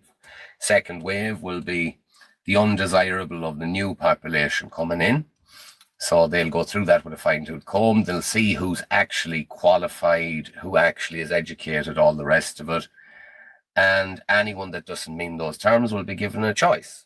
And the choice that will be given will be join the army, and after so many years of service, you will receive citizenship, which will never happen because of drone warfare and stuff like that.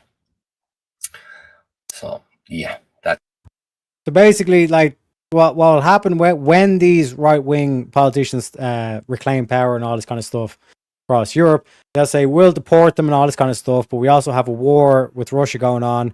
What's going to happen is they'll put them into planes, but the planes are all going to be going to Ukraine, and all these people are just going to be shoved out of the plane, put on the front lines, and blown up by drones.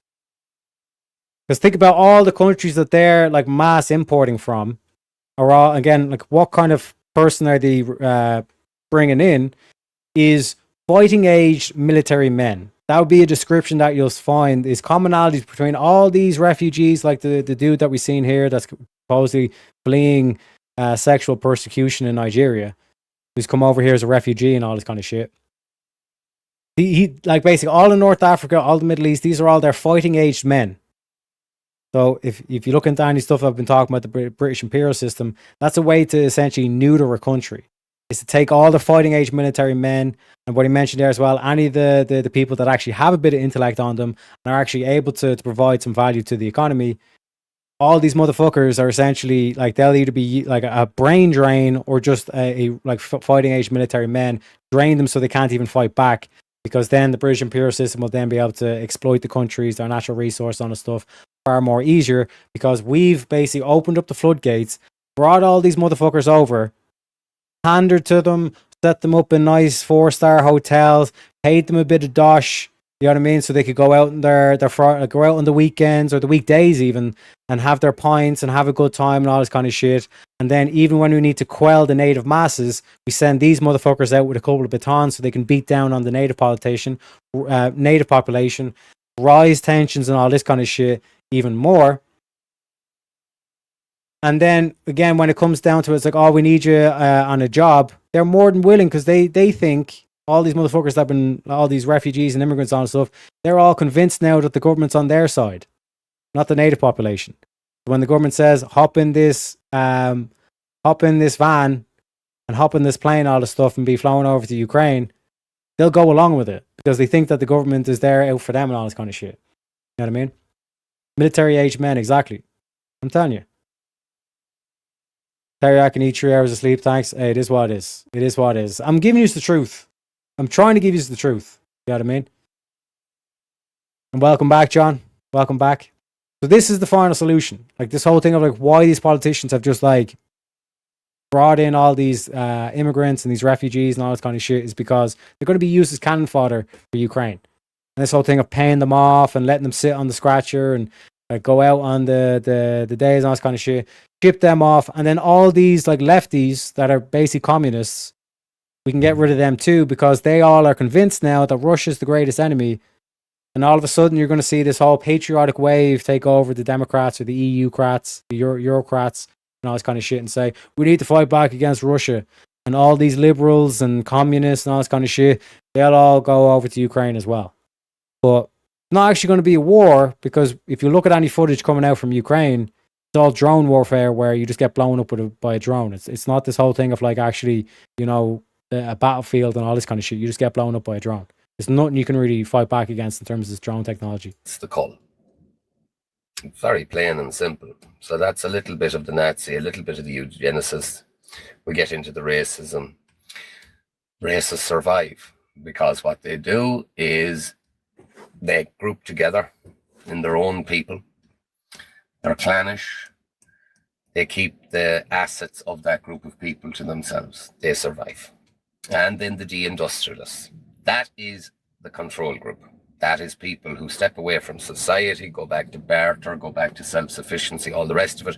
And they'll be allowed to continue because this more technically advanced society needs a control group where they're like, oh, we have to have humanity behaving as it did historically. So your groups like Amish, Mennonites, your religious zealots that head off into the woods and do the compound and all that, they will be left alone. They'll be allowed to develop. So yeah, the nerds will inherit the earth. The frightening aspect that probably an awful lot of you don't realize is that politicians for the past 10 or 20 years have all had the one ideology, which was Darwinism. We have removed how stupid people are meant to die. We've removed it. Safety rails, insulation, all of these things have allowed stupid people to live and breed. And that's undesirable from the nerds' standpoint. It goes further than that too. They're dead set against homosexuality. Do you ever find it weird that they put the trans in the LGBT movement? Like homosexuality, lesbians, bisexuals, it's all got to do with sexuality. But trans has nothing got to do with sexuality. Trans is all about changing gender, or a man trying to become a woman. It's nothing got to do with who you're interested in sexuality-wise. You know what I mean? Does anyone else not find that weird or find that strange? Did anyone ever look into Iran back in the 1980s? When the then leader of the Islamic Republic of Iran put out a religious edict, a fatwa, as they say, which is basically becomes law. And in his own words, he views what was referred to as transsexual surgeries. They now call it transgender surgeries. They had to, blur the lines of language. The transsexual surgeries were a solution to homosexuality. We can just get these homosexuals to mutilate their genitals, and then they'll never be able to reproduce. You know what I mean? And when you look at self-deletion rates, they'll probably do it to themselves. It's a solution. They looked at it as a solution. The whole trans thing was a solution.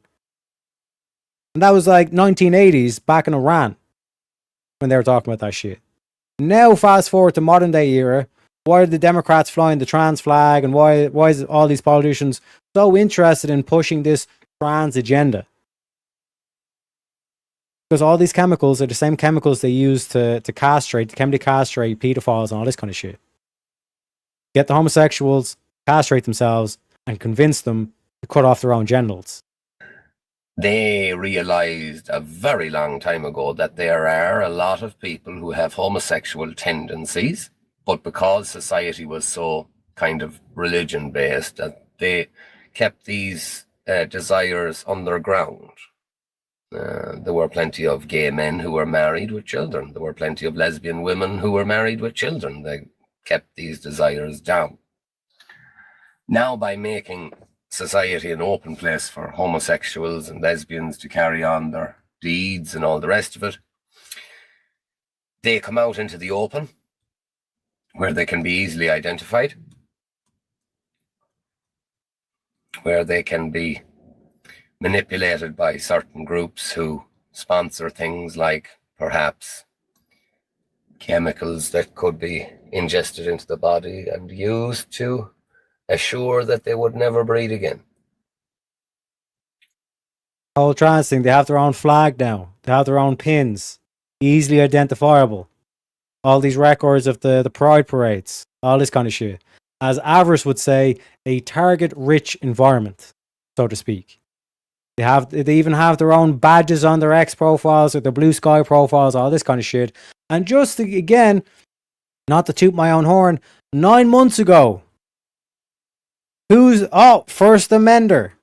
I literally, in my opening statement, right? Let's read through my opening statement to say that, like, Teriak, why didn't you say anything? Why didn't you warn the lefties that this was coming? Right? Thus removing etc. One sec. Sorry, I went too far in it. Where is it? Like, First Amender, they would not even deal with my argument, my opening statement. But let's, like I said, go through the opening statement so it's clear. I tried my best to warn these motherfuckers. I tried my best to say, listen, yous are being rounded up essentially. You know what I mean? Time starts whenever. Yeah, so I guess I'll go first then. Is that okay? Yep, sure. So yeah, first of all, hail Prometheus. Also want to thank Jake, my opponents, for showing up. Damon as well, for being a partner on this, and especially the chat for the folks at home. You know what I'm saying? I'm gonna start my opening with just a little prediction. You know what I mean? Like, I pretty much the only thing I can see them do is just like base their whole kind of like argument on one big ad hom. We're the devil, we're Satan, we're Nazis, Yahtzees, we're the worst people in humanity, kind of thing. So if that's the case, you guys are. Yeah, if that's the case, then I will be your Satan. You know, a little inspiration from Book of Job. Ha Satan.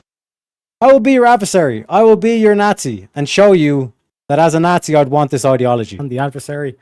I'll be your Satan, okay? I'll be your punching bag, all that kind of good stuff. So first of all, I want to start with definitions, because definitions are important.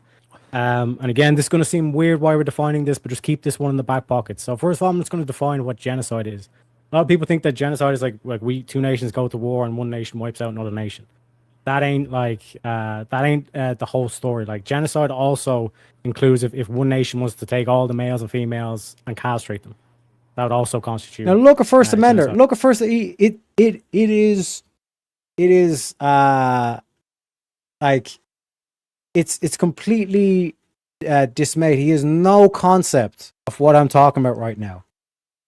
Like I said, hindsight is 20/20, bitch.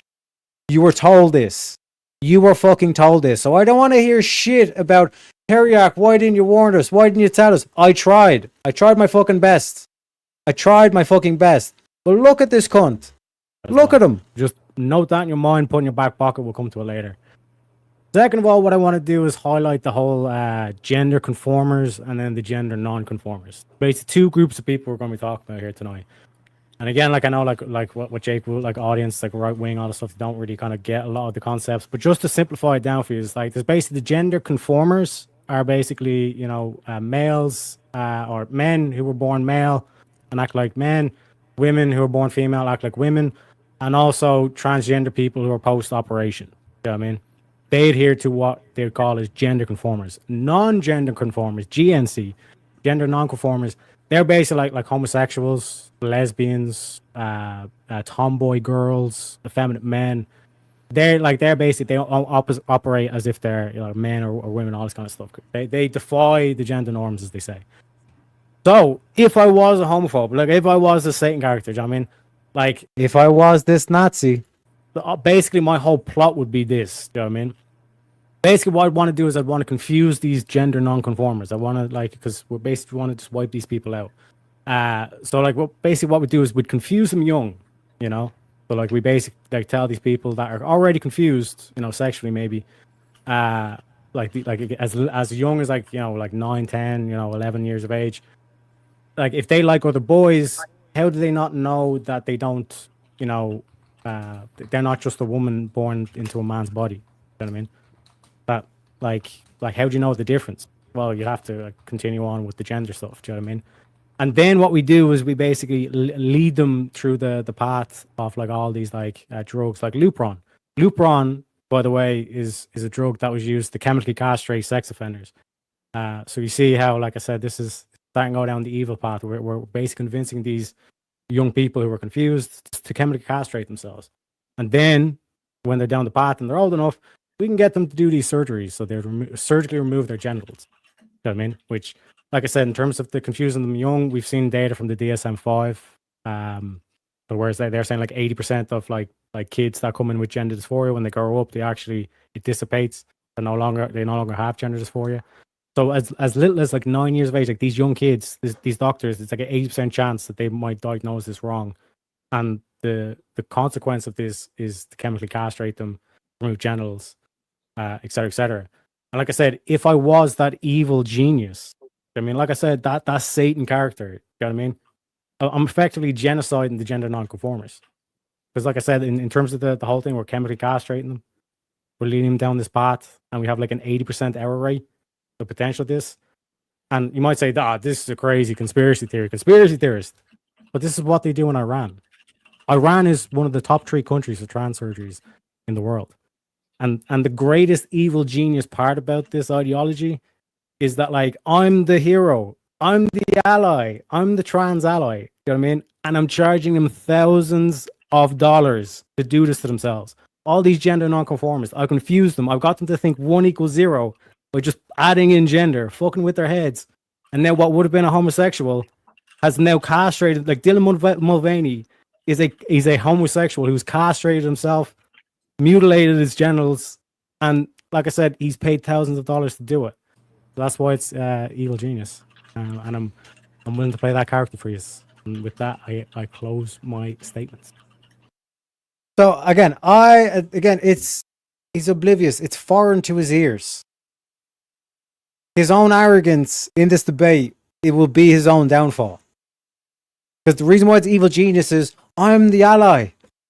But I'm convincing what would be a homosexual man, Dylan Mulvaney, I've convinced the homosexual man that I'm his ally, and what I'm whispering in his ear and convincing him to do is to chemically castrate himself and to mutilate his genitals. And I'm charging him thousands of dollars to do this to himself. You know what I mean? And you can go and you can check that out at your own time, and you can see like where it's like they just don't even engage with me. They don't engage with me and all this kind of shit. And like I said, the reason why I have all this stuff, the links ready to go and all this kind of shit is when this final solution takes place and they start saying, well, hey, Teriak, why didn't you warn us? I did. I have the links to prove it. Yous all hand waved me. Yous all called me crazy. You all called me a conspiracy theorist. Yous all called me a Nazi and all this kind of shit. So you can go fuck yourselves. It will fall to deaf ears. Because of your own arrogance and your own ego is the one that put yourselves in this situation where you went along with castrating homosexual. This is not an easy thing for me to say. There are winners and losers out of this. There are people who identified it, who had a critical mind, who haven't gone with government policy over the last 10 or 20 years, who haven't built up massive amounts of debt, who have ownership of their assets, who have moved assets away from currencies like the euro, dollar, etc., which are inflating so quickly that they will soon be worthless. And this is the whole thing of why I keep preaching about Bitcoin or cryptocurrencies or gold or silver, is that if you have a massive amount of debt on your mortgage or whatever the fuck, you're pretty much fucked. And again, this is another aspect of this, is like if you're in a massive amounts of debt and then this military recruiter comes along and says, well, we'll pay you hundreds of thousands to come and fight in Ukraine. What do you think they're going to do? Europe is about to deflate the euro so they can pay off all these debts, so they can pay off the pensions and all this kind of shit. If you don't have any money in assets like cryptocurrency or gold or silver or anything like that, rare minerals, metals, and all this kind of shit, you're going to suffer the consequence from what will be like a Great Depression in terms of like a complete devaluation of the currency. And that's another way, like that's why he mentions in terms of like these lefties and these liberals, they're not economically conservative, meaning they live paycheck to paycheck. They have no investments, which is another way how they're going to convince them to join the military and to go over to Ukraine and get blown up by a drone. Have their assets in things like gold, silver, certain cryptocurrencies, land, real estate, all the rest of it, stuff that will survive this hyperinflationary period. But I am coming to the conclusion that this, although evil, is pretty fucking genius. You know what I mean? Now, again, that's when people are going to say, see, Terek's a Nazi and all this kind of shit. No. You got to respect genius. Genius is immoral or amoral. All right?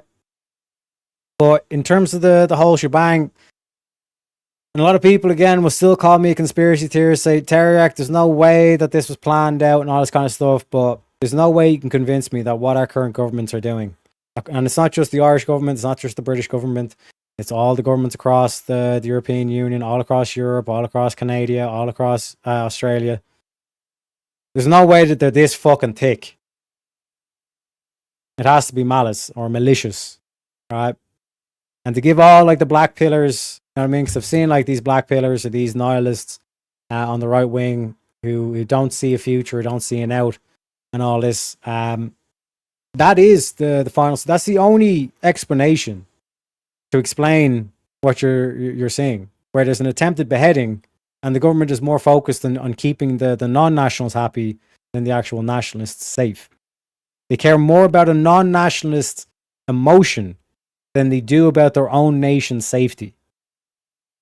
That is like beyond retarded to the point where I would heavily doubt you can tie your own shoelaces.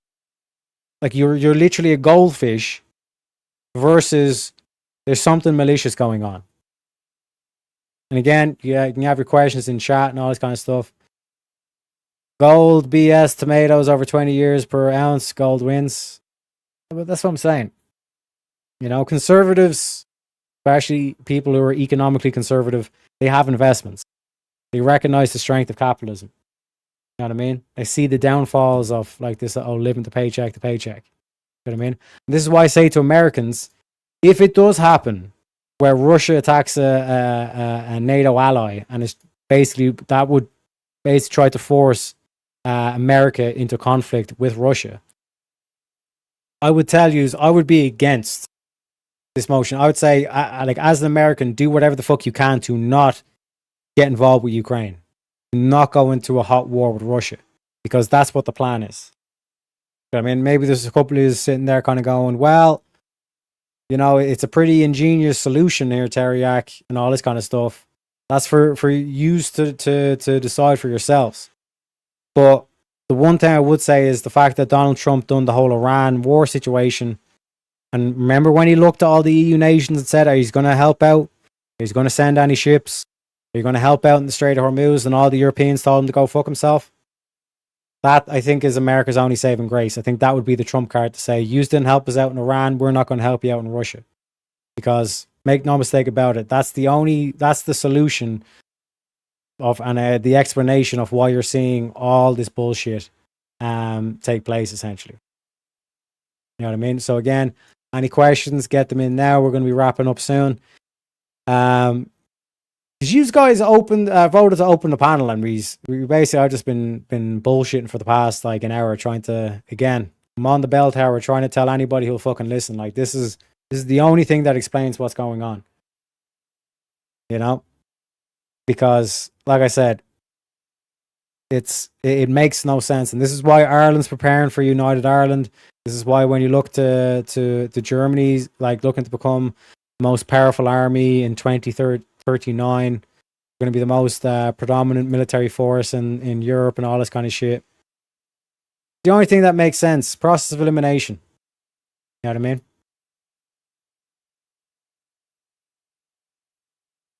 Like I said, it's So you fucking try to warn people, you try to tell them the truth, and you just call you a Nazi or a conspiracy theorist. Kind of crazy when you think about it. Kind of crazy, not gonna lie. But listen, like I said, I have the receipts to say I tried to warn you. And you turned around to me and looked at me as if I had two heads. And all this kind of shit. But it is what it is. It is what it is. You know? I think Vintage is going live right now. I'm waiting for the stream to start. He's live now, so I'm gonna rage us into the original Vintage. Just so you have somewhere to go. Don't want to leave you off without redirecting, I should say, not raid, but redirecting you to a good place, as they say. 30,000 plus Americans in Germany. No. America has withdrawn all its troops all across all the European bases. Trump has been withdrawing all the American troops. Because again, what explains that? There's about to be a hot war. You know what I mean? There's about to be conscription. And like I said, I've done my thing. I've got my link. I can just send this on to the military recruiter and say, hey, here's the debate where I'm talking about your Russia take over the EU. You can't trust me. You can't trust me. I'm a crazy conspiracy theorist. I'm a crazy right-winger. I'm a crazy Nazi. You know, here's a video of JS calling me a Nazi. Here's a video of me arguing that Russia take over the EU. Can't trust me. You know? Teriak, nice stream. You followed well. Hey, what can I say?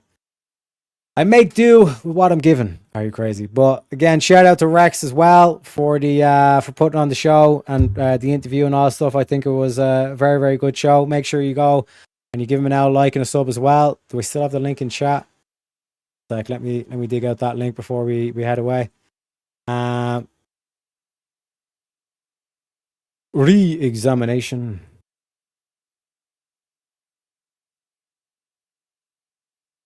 Examination.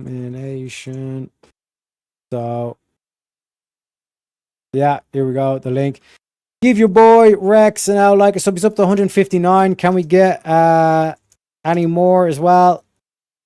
Because, like I said, an important thing to highlight is Ireland. Because, like, they literally have to change the script. Because the same script that they're trying to use on you to subvert your culture and in England and all this kind of shit, they can't use in Ireland.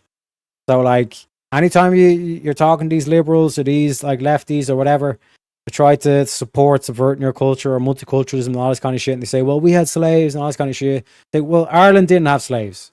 So why the fuck are they doing it to Ireland? You know what I mean? So again, salutes to Rex, giving out a like and a sub. You know what I'm saying? No, he hasn't. Don't know what you mean, but it is what it is. Have a good stream. God bless. Great show. Appreciate you kindly. On to Vintage. He isn't real. Hey, it is. He is. Yeah, I'm pretty sure he's real. Okay. But again, like I said, to the Americans, thank you all for the support and the love and all this stuff. Like I said, the only kind of like information I can give you on this is trust Trump, trust the plan. Because, like I said, there is a Trump card there for the Americans to get out of this, for lack of a better word, bloodbath that we're about to see. Is this whole aspect of the Iran war and how Trump handled it and how he's able to now tell Europe collectively to go fuck themselves because you didn't help us out in Strait of Hormuz, we're not helping you out in Russia. That should be our mantra. So this is why I always end the show the exact same way every single time.